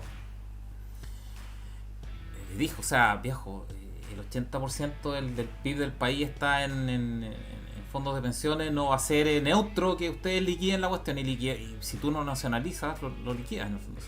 Liquida significa... Ahí está el trigger. Hay que ver qué tan bananeros son nuestros políticos. O sea, cuál es el nivel de bonos con navajas que tenemos. O sea, pero el central se lo advirtió, y también se lo advirtió la gente de renta fija. Y la advertencia que se pegó hoy día la aseguradora. Sí, fuerte. Yo nunca había visto un mensaje así de una empresa, nunca. Nunca, esta gente, yo no entiendo cuál es la reacción de los muchachines, de los políticos que se mandaron el cagazo pero yo nunca había visto es como una, no sé, sé cómo llamarlo, pero no es una amenaza esa cuestión, es como...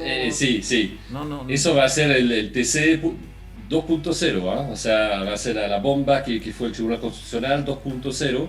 ¿Qué es lo que provocó el Tribunal Constitucional? Exactamente, es la secuela, ¿cierto? Claramente, pero en un tema extremadamente técnico y extremadamente, yo diría, profundo en el tema de la confianza.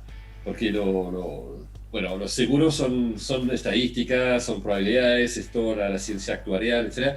Esos tipos, digamos, no les puedes mover el cursor así como tú quieras, digamos. Esos tipos están realmente con sus tablas, etcétera, y si no habían previsto un riesgo mayor para Chile, al menos político o constitucional, de hecho, en el Estado de Derecho, la preservación del derecho de propiedad, etcétera, ahora ven que van jodiendo realmente en el punto que no había que joder, digamos, y eso yo lo he leído y también lo he comentado, y es un tema muy, muy grave, muy profundo. Profundísimo.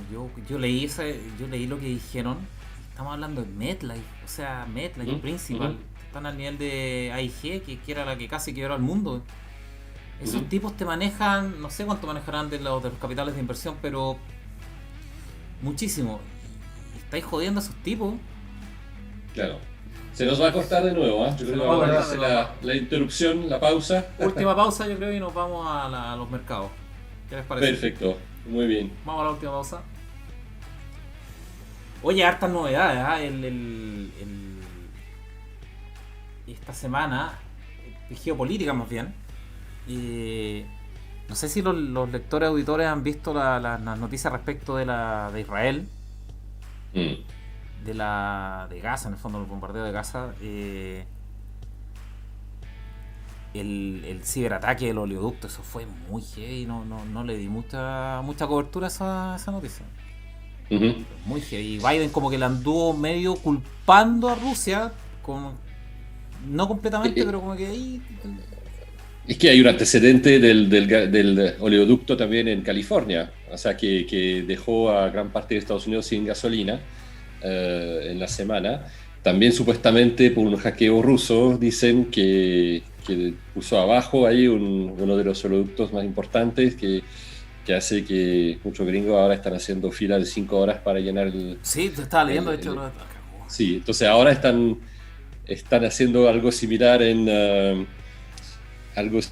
Israel. El canal de Suez, que estuvo varios días,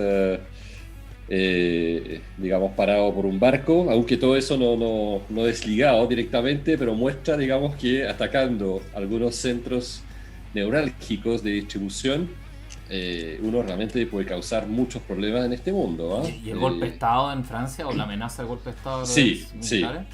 Sí, eso también es... Y algo que no salió en las noticias que me extrañó: los 25 aviones de combate sobrevolando Taiwán. Chino. Ah, 25 mira. aviones de combate chino. Sí. O sea, algo se está gestando, parece. Algo está cocinando muy grande. Sí. ¿No? Algo está pasando. Viene un asteroide, estoy seguro. Viene Doty y Bruce va a ir al encuentro de... Claro. Oye, Lo que faltaba. Lo que falta... No, nos faltaba algo. Oye, Jesús, vamos con los análisis. Bueno. ¿Tú querés? Voy a compartir pantalla. Dale, ahí está ahí con la actualización.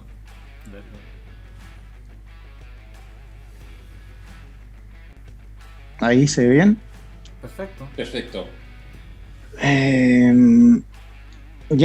Bueno, las cripto, lo que hablábamos la semana pasada, las cripto desde mi punto de vista están absolutamente con tendencia alcista, en especial Bitcoin. Acá está haciendo un retroceso y tocó la media móvil de 50 y yo lo encontré bueno para entrar. Disclaimer, no es consejo de inversión ni nada, pero es solo diversión, solo diversión esto. Y a un familiar le entré acá justo tocando la media móvil de 50, ahí.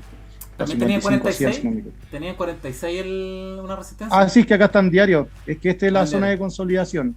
46, claro, para repetir un poco que este canal es una zona de consolidación donde ni los compradores ni los vendedores se decían hacia dónde va el precio.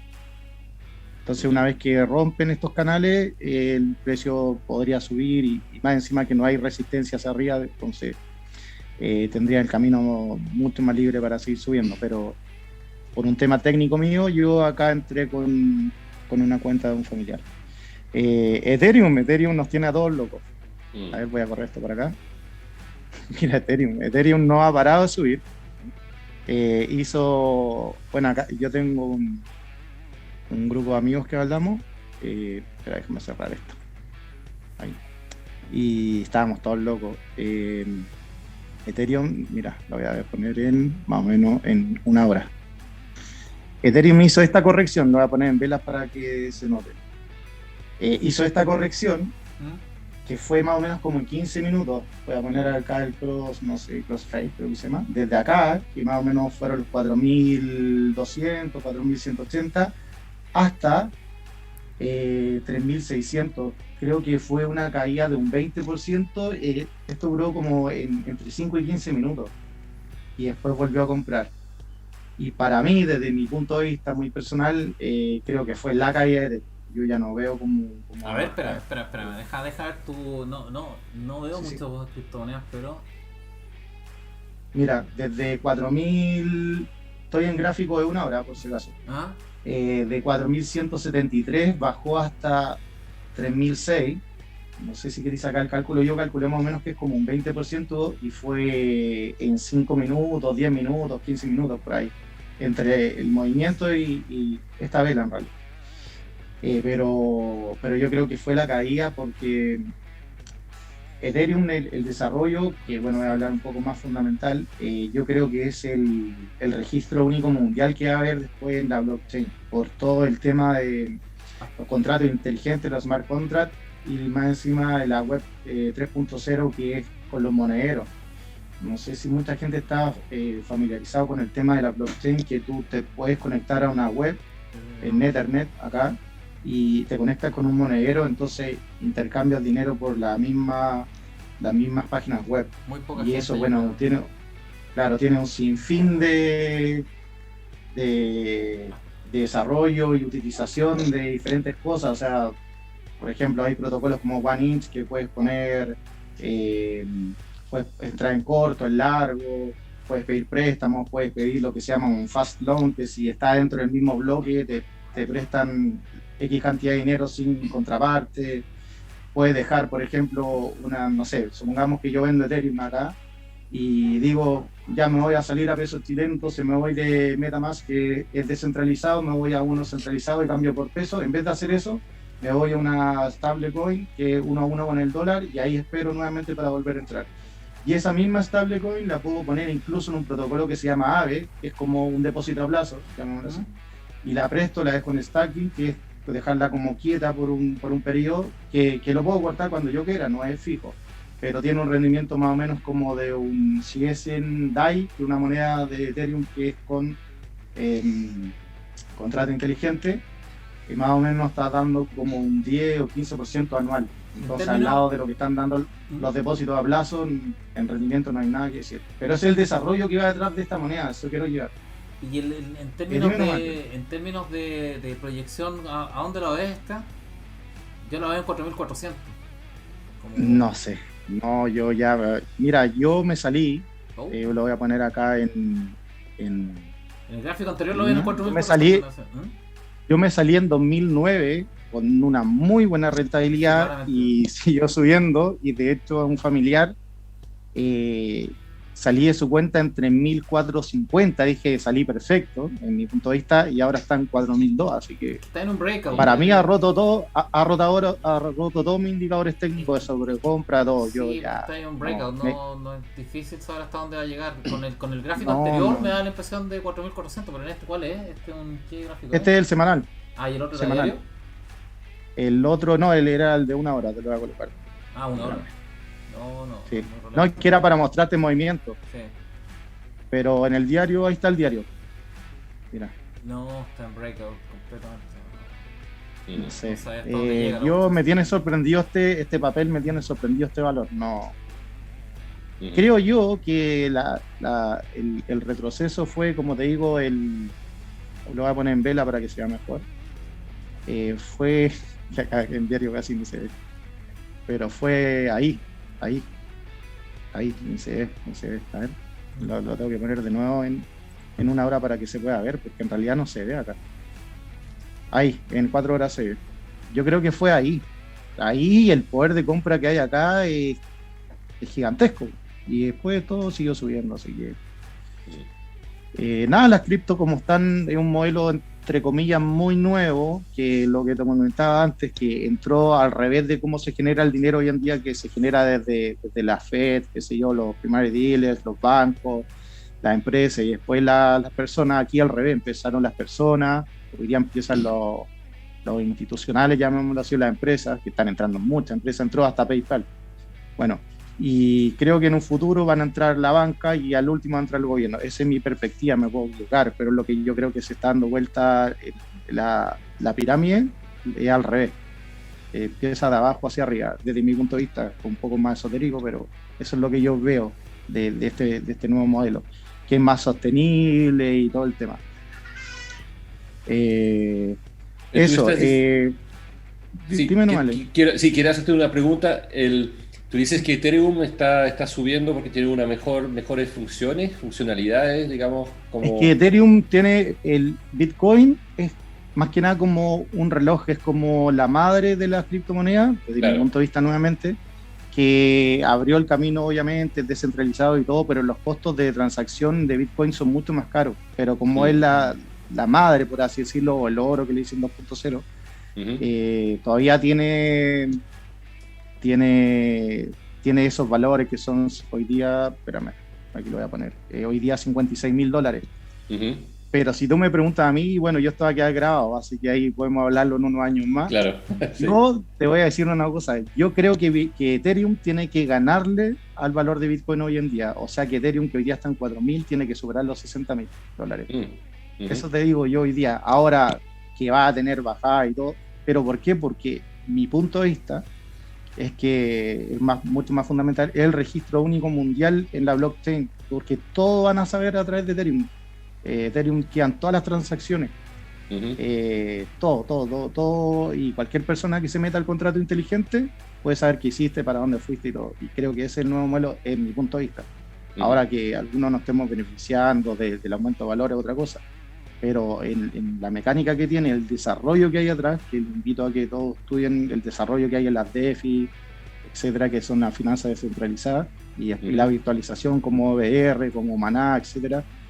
De hecho, en Maná es una moneda que está basada en una feria virtual que ocupas tu lentes VR, y hay compañías como Atari que están dentro, hay empresas como Peugeot que están dentro. Entonces, dentro de los estatutos o lo que quieren hacer Peugeot en un futuro es ya no tener todo este gasto, por ejemplo, de Peugeot, la fábrica de Peugeot, de mandar, no sé, millones del 3008, que es un auto súper bonito que hay hoy en día, a las distribuidoras, y todo ese gasto que hay de salas de venta y todo, sino que tú a través de, por ejemplo, Maná en Decentraland o en OVR, entras con tu monedero, van a poner uno en exhibición con tu lente VR de realidad virtual, lo eliges con el color y todo, y lo mandas a hacer a no sé si Peugeot está en Francia, porque no sé si lo compró Citroën o Peugeot, pero bueno, no sé. Es el mismo grupo. Pero bueno,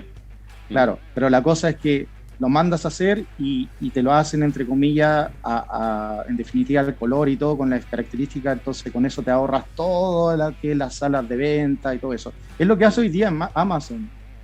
¿Por qué es tan grande? Porque empezó con los libros.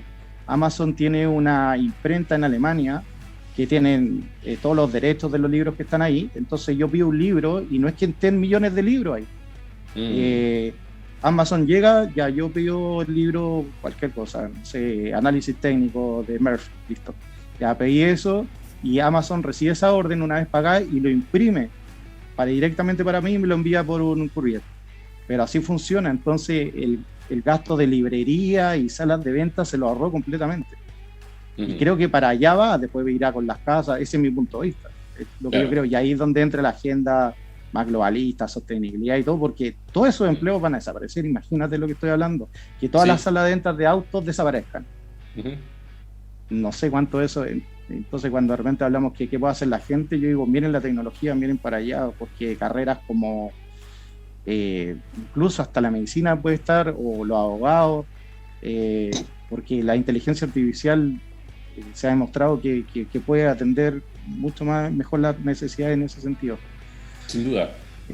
Eso es un poco muy, muy fundamental lo que estoy diciendo, pero lo que veo yo del movimiento de Ethereum, por el desarrollo que tienen los contratos inteligentes, los smart contracts, es absolutamente gigantesco. Y técnicamente, ahí, bueno, tú me podías ayudar a tener, no sé qué opináis de esta vela en semanal. Pero no podía analizar esa cuestión.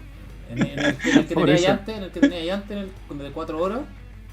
Ah, ya, el de 4 horas. El de 4 horas. Sí. Pero en el de 4 horas se ve una extensión hasta los 4004. Probablemente tenía una resistencia ahí para tomar ganancias. Y después puede. A ver.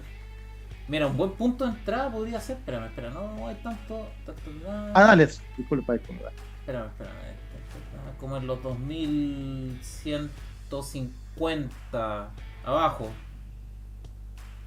Ya, perfecto. Acá te voy a marcar. De hecho, el 2100. Dale, a ver. Ahí. ¿2100 cuánto? 2100. Ahí es un. Pero un retroceso casi de un 50%. Es que los tienen, es que estas monedas los tienen, estos activos los tienen. O sea, si bien mira, yo te digo que si es que están dispuestos a hacer eso por la tirez. Mira, pero, si es que llega al precio que tuviste, 2.500, te digo que yo me cambio 2 Ethereum y espero lo que te digo, que llegue a los 60.000. No, pues estamos hablando. No sé si van a ser 5 años. Estamos hablando de 4 horas. El primer 4 horas sería un 3.900, no un 3.800 arriba. Ya. Dale arriba. Ahí. Por ahí. ¿Ahí? No, un poco más arriba. Un poco más arriba. Más arriba. Ahí. 3.900. Dale en 3.900. Llega a ese nivel. La entrada estaba buena de ese nivel. Sí. Y la extensión hasta arriba en este gráfico debería ser 4.400. Ahí debería pegarse una corrección. Sería una buena entrada al 3.900 y una buena salida al 4.400 en esta pasada. Buen dato para los que nos estén escuchando, que estén holdeando Ethereum, ahí tienen, por si acaso. Porque 4 horas. 4 horas. Okay. Tú puedes comprar Ethereum con Bitcoin sin pasar por el dólar.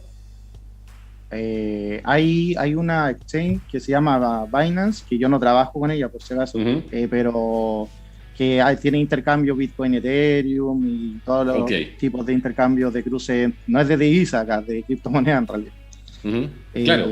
Claro, pero lo general... Lo general es cambiar tu dinero del país por una criptomoneda. Pero sí, hay eso, está lleno de intercambio ahí. Sí, claro. Ahora lo que es mi punto de vista, nuevamente, que cuando tú trabajas con Binance, trabajas con un derivado, en el sentido que las criptomonedas no son, entre comillas, tuyas.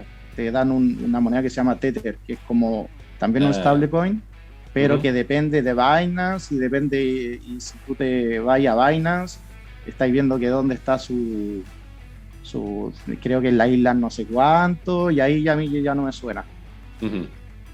Porque ahora Binance ha hecho de todo, o sea, es gigantesco, pero igual puede caer en ese sentido. Yo por lo menos, como he visto en unos videos que yo hago, trabajo con CryptoMarket, que está con Corfo, y mis criptomonedas las tengo yo y yo me las intercambio, y cada vez trato de tirar casi todo lo que pueda a MetaMask, que es la billetera de Ethereum, que es descentralizada y donde yo manejo mis clients, mis semillas y todo eso, y creo que en temas de instrucción de nodos centralizados y de la banca y todo lo que hemos hablado, en mi punto de vista muy personal, creo que MetaMask podría estar más seguro porque es descentralizado, porque la copia de blockchain está descentralizada. Ese es mi punto de vista, nuevamente. Pero yo en la banca, si ustedes me preguntan, no confío casi nada. Tengo que tener ahí liquidez porque tengo que hacer muchas transacciones por el activo comercial que tengo. Pero y ese es mi vehículo hoy en día. Claro. Pero en temas que como vimos que ahora que atacaron los hackers ahí, que a tener me lo mandó y yo lo compartí al tiro al grupo de Prevers, los ductos, etcétera, y que ya ahora ya, ya casi todos están hablando de eso. Ujú. Que si pasa algo con nodo centralizado, yo en la banca creo que si leí no me acuerdo, así. Ujú. O sea, anda a ganarle no sé, a ganarle un juicio a la banca. Así. Muy Ujú. difícil. Ujú. Eso, no sé si quieren que pasemos al IPSA, Veamos al que, o ICPA, sea, porque este es ICPA. El claro, ICPA tengo acá. es como el equivalente al ICPA. A pesar de que Claro, un ETF este ¿no? había sí, LTF.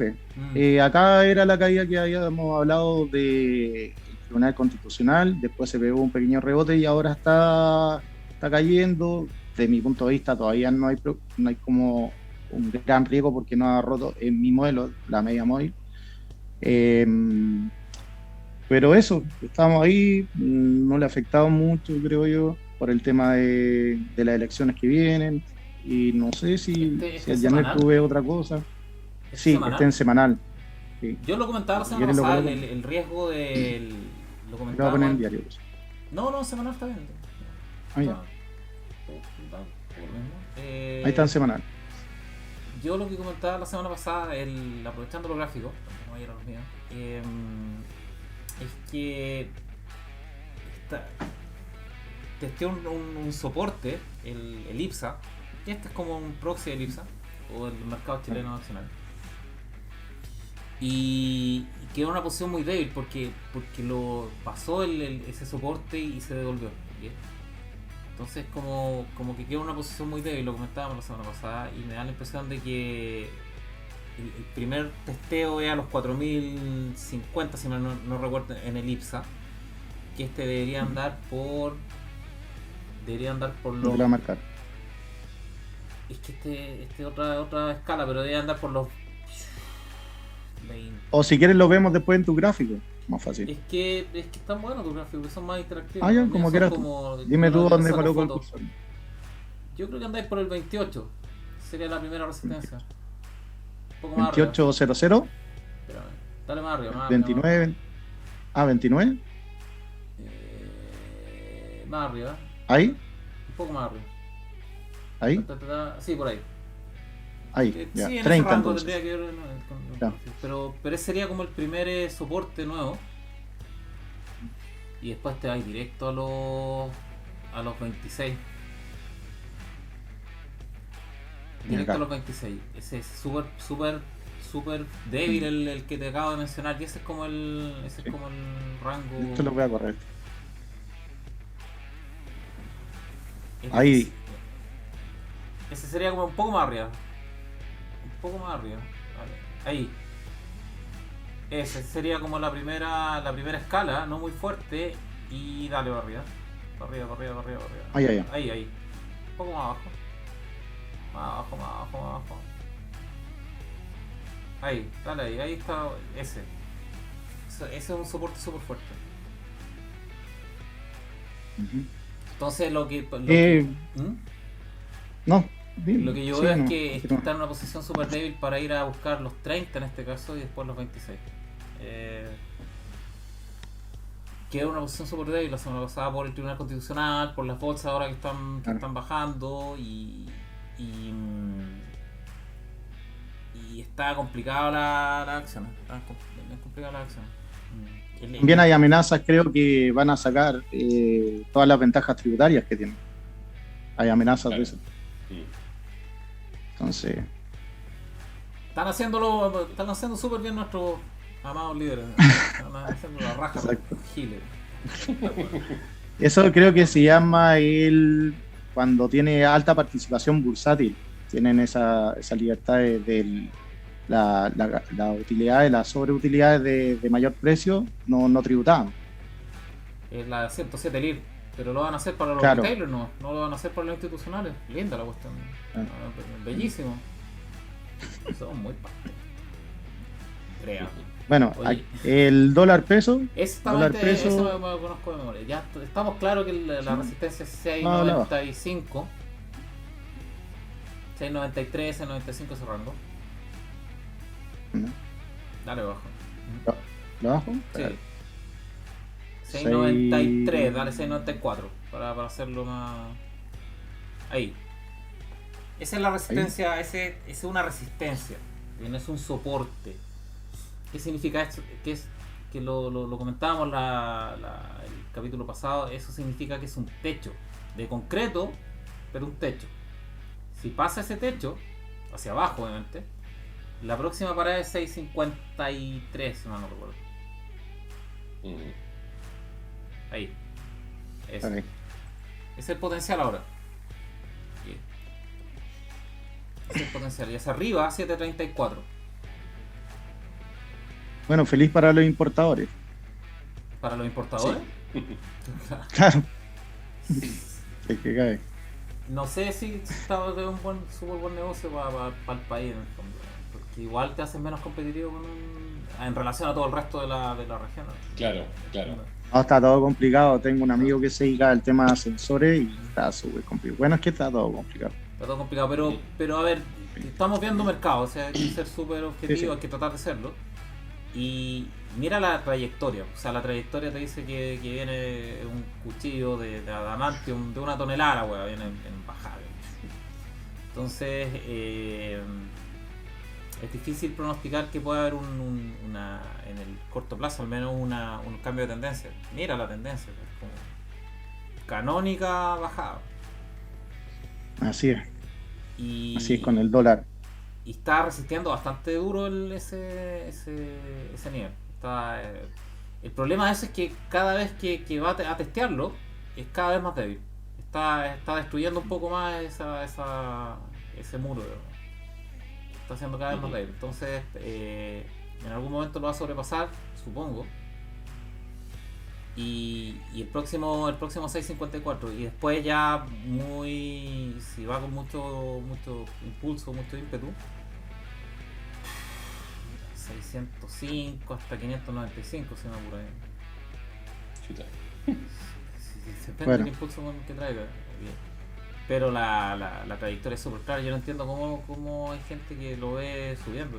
En esta etapa. Yo en esta tampoco situación, entiendo. No cacho. Gente que me dice, oye, compro dólar. Y digo, Sí, ¿por qué? onda? ¿Cómo? Dólares. ¿Por qué? ¿Qué onda? Dólares en bajada, pero en mala onda. ¿Qué diablo? Pero es que siempre te dicen lo mismo, que está muy barato. ¿De qué? Dependiendo de qué. Claro. Yo, a ver, ese es el punto. Un soporte decente, 6.50 y algo, 6.54, no recuerdo muy bien. Ese es un piso, es un lugar que probablemente uno podría decir, ok, se compra. El 6.94 donde está ahora no es un soporte, es una resistencia. No se compra, se vende si lo vence. Que sería como la lógica. 6.54 es comprable y 605, entre 595 y 605 muy comprable.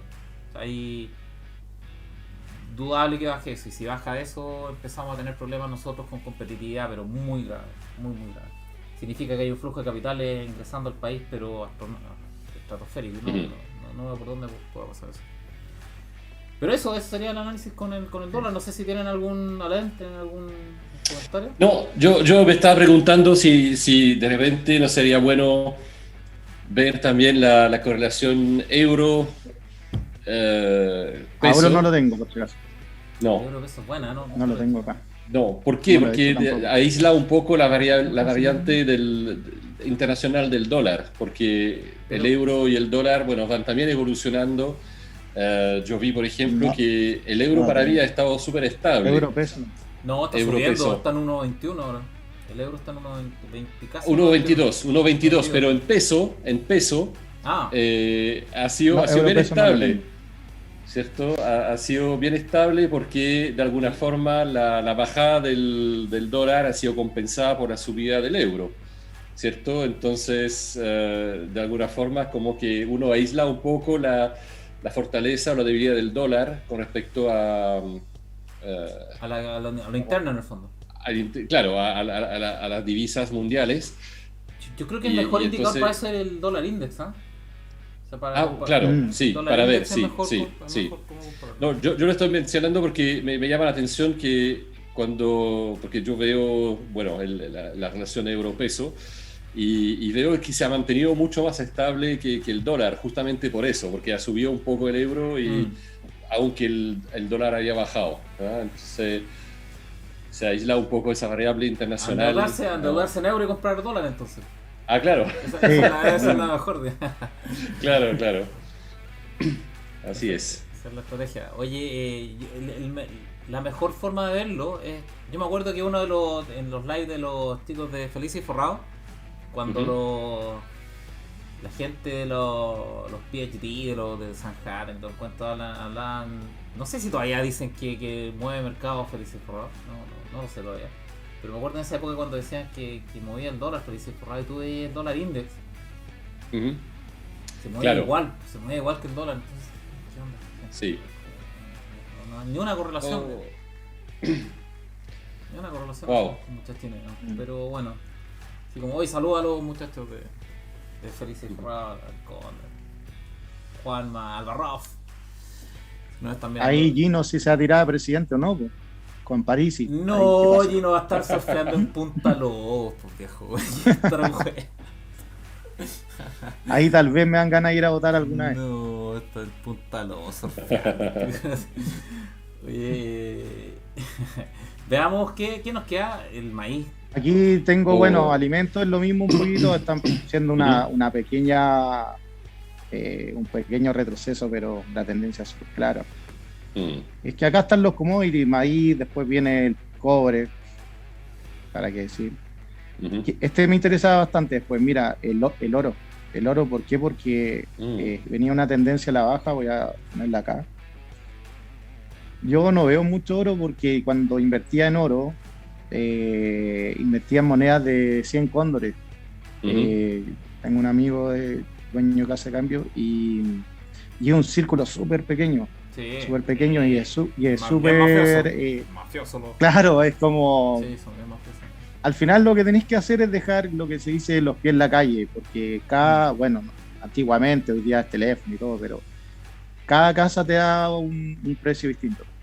Entonces al final esa es la diferencia, pero para sacarle rentabilidad tenéis que mover mucho y el riesgo de tener las monedas. A ver, en términos fundamentales, digámoslo de esa manera, para mí, siendo un goldback rehabilitado, como lo he comentado otras veces, rehabilitado.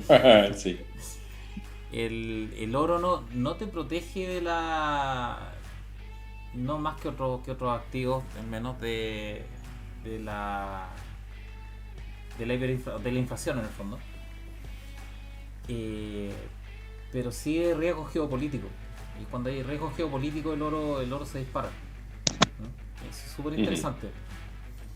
Y hay que estar atento. El oro, para esos efectos prácticos, sería un gran indicador de que estamos en periodos complicados. Por eso me llamó la atención, mira, desde junio del 2020, junio de 2020, la tendencia a la baja y aquí la rompió. Yes. Además rompió la media móvil, que son indicadores que a mí me gustan, y esto fue esta vela gigante ahora al principio de mayo, entonces está avisando algo, digo el oro, está avisando algo, no sé qué será, pero algo. Hace rato que están avisando los mercados, y el oro es un componente más, y el oro sube mucho cuando hay riesgos geopolíticos. Llegó hasta febrero, a fines de febrero fue el último, entre comillas, piso, y de ahí pum, empezó para arriba. Ese es un gran indicador. Hay un tema con el oro, hay cuando se mueve, hay un tema geopolítico. El oro es hay que recordar que es un indicador, es uno más de los indicadores en el fondo, ¿okay? Pero está avisando, el oro está avisando que hay algo geopolítico probablemente en carpeta, que Doty con Bruce Willis, anda tú a saber, pero Moya, pero no quedaría nadie. Pero se van a los bunkers con los dólares, porque, o con el oro, igual es bonito. Claro. Pero está avisando que ese es un salto, lo que decís tú, es súper importante. Se pegó un salto gigante y no tiene ninguna razón de ser. Es gigante, mira. A ver, lo voy a agrandar. No tiene ninguna razón de ser. Para que se vea. Mira, este en semanal, mira el salto que se provoca. De una semana a otra. Es gigantesco. No tiene ningún... No sé si se ve. No tiene ningún motivo, ninguna motivación. Entonces, o sea, ninguna razón de peso para ese salto, salvo geopolítico. Así que ojo con eso. Mm. Oye, Y el nos queda volumen poco. no ha cambiado tanto, porque No, es que el volumen, digamos, no, se mantiene bastante estable. O sea, no sé en Sí, cuánto está, porque a veces si hay realmente un movimiento así como de pánico o algo así, vamos a ver los no, volúmenes el que volumen se suben, mantuvo ¿no? casi igual. Pero se El mantuvo volumen igual, se mantuvo igual. claro, Sí, sí, un poquito más sí. elevado, pero algo importante en Eso los no, commodities, que es súper relevante, yo creo, o sea, para mi gusto, no le pego mucho a los commodities. Recién me lo estoy viendo hace un poco de tiempo. Por lo mismo, porque se prevé un aumento de la inflación de commodities. Pero algo súper importante, que es como un indicador bien relevante a la gente de los futuros, ¿no? Tal vez si nos está viendo alguien lo puede comentar. Pero hay dos situaciones en las que tú puedes ver que hay problemas. Se llaman contango y backwardation. El backwardation, que es donde estamos ahora, es que tú pagas un premium por despacho inmediato. Ujú. Y el contango es que tú pagas un premium porque te lo despachan después. Esas son las dos situaciones de los commodities. Hoy día el backwardation está en máximo absoluto en todos los commodities. O sea, toda la gente quiere despacho inmediato. Eso es muy raro. Eso es muy raro. Está absolutamente... Eso no sé, hasta donde yo he podido investigar, no es algo... No es algo que se ve en todo, en el fondo. De repente el oro, de repente el cobre, si hay escasez por petróleo. El petróleo trabaja mucho con ese tipo de cosas. De hecho, de hecho, recuerdo lo que estoy haciendo, es súper importante lo que dice, no lo he visto, pero yo recuerdo que había leído que efectivamente una forma de ver si algo llegaba, alguna crisis o algo así podía llegar, es cuando el precio spot del oro está más alto que el precio a 3 meses, 6 meses, un año, ¿cierto? Entonces, a futuro. Entonces, no he visto con el oro si es el caso, pero la verdad es que es un indicador que también habría que revisar. No creo que pase con el oro y la plata, pero No, sí no, no creo, pero sí con los son los commodities. commodities. Sí, perfecto. Sí, Commodities, eso sí, es súper grave, súper grave. sí. Está bien complicado eso. Ujú. Como conclusión final, pues yo creo que algo se está tejiendo, el oro está avisando, los commodities también, con el tema del despacho rápido, despacho inmediato versus mantener en bodega y que me lo despachen después. Esa es la típica negociación de futuros de commodities. Ahora la gente los quiere ya, es súper complicado. Así es que yo no sé si hay algo, en general creo que me ha abarcado todos los mercados. voy a mostrar los bonos de Estados Unidos, que como, bueno, están subiendo la tasa, que significa que están saliendo del mercado de deuda con, con con la bolsa, el Dow. El Dow, si quieres lo comentas tú con tu gráfico, la bajada que se pegó esta semana. Es difícil comentarlo para efectos prácticos, por eso no comento mucho las tasas acá en Chile, porque son súper manipuladas, las de menores plazos. Tal vez habría que ver la de 30 años, la de Estados Unidos 30 años, es la menos manipulada, y esa se pegó esa como que tocó pique en el fondo las tasas y bottom en valor del bono, como que está volviendo. O sea, que se está valorizando los bonos americanos, 30 años, que es como el único libre mercado que tienen los bonos americanos. Porque el otro está súper manipulado, sobre todo las tasas cortas. Pero el bono a 30 años de Estados Unidos está indicando que se está devolviendo, que están devolviendo las tasas, se está valorizando. En términos generales. Pero sí es curioso que tampoco ha sido una venta tan masiva todavía aún de los mercados americanos, pero es curioso que me recuerda mucho marzo del año pasado, que cayó todo. Y eso es muy raro, que caiga todo, que caigan bonos, que caigan activos, que caigan los bonos americanos. Aquí fue esto. Eso es lo que todo. comentas tú. Ahí cayó todo. No, fue una locura. Eso es muy raro, que caigan acciones, bonos y refugios al mismo tiempo. Es muy extraño, eso es muy raro. Y que pase en una escala absolutamente menor también es curioso, pero como les comentaba, en términos generales, el que está el libre mercado, las tasas de libre mercado que se pueden ver, los bonos europeos son un chiste y los japoneses también, las tasas de 30 años de Estados Unidos están bajando, lento pero están bajando. que genera un poco más de tranquilidad en ese mercado. No está fija por un rato, no sé qué tanto, pero por un rato probablemente no está bajando. Estas cosas se mueven como buques tanques, no como las rápido. Estas no se mueven tan rápido, sobre todo las norteamericanas. Y tampoco las nuestras probablemente no deberían moverse tan rápido, deberían ir como correlacionadas con las americanas. Y sobre todo porque no tenemos un gran ratio de deuda, no nos vemos peligrosos todavía para efectos. Finalmente, ¿cuál es el riesgo? Que no te paguen, y Chile está muy lejos de eso, en términos reales. Pueden haber evaluaciones de riesgo de las compañías calificadoras, pero en términos prácticos, que no paguemos va a pasar en mucho tiempo. Mucho tiempo. Así es que la otra vez veía un analista que decía este movimiento de Wall Street, que decía que aquí empezó la pandemia, que fue en marzo del 2020, el tema de las cuarentenas.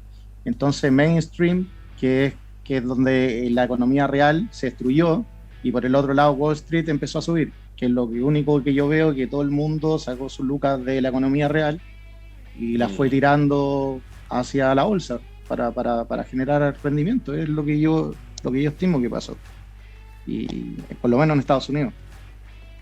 Eso es lo que yo veo un poco. Ahora también hay mucha recompra de acciones también en esta empresa. En estos momentos entonces también puede ser eso. Amazon de hecho recompro y emitió bonos, claro, emitió $18 billones para recomprar sus bonos. Está perfecto ahora con las tasas. Eso es lo que tenés que hacer, digamos. O sea, te conviene mucho recomprar tus acciones y generar los dividendos que te dan esas acciones en vez de, y con las tasas actuales, eso es así. Hay mucha recompra también, eso es verdad eso. Oye, yo creo que nos queda un minuto. Se va a acabar. Y se va a acabar. Yo creo que nos queda un minuto, así que estamos listos. Yo creo que ya analizamos todo lo que teníamos que ver. Así es que, si queréis, descomparte Sub para despedirnos. Ya, perdón. No. ¿Ahí sí? Ahí sí. Ahí estamos. Yo, bueno, despedirnos solamente y agradecer a los lectores y auditores que nos han acompañado por tanto rato, digamos como 2 horas, pero ha sido entretenido. Y ojalá que haya salido bien la transmisión, me parece que sí, que estuvo bastante bien. Así que eso, saludos a todos los auditores.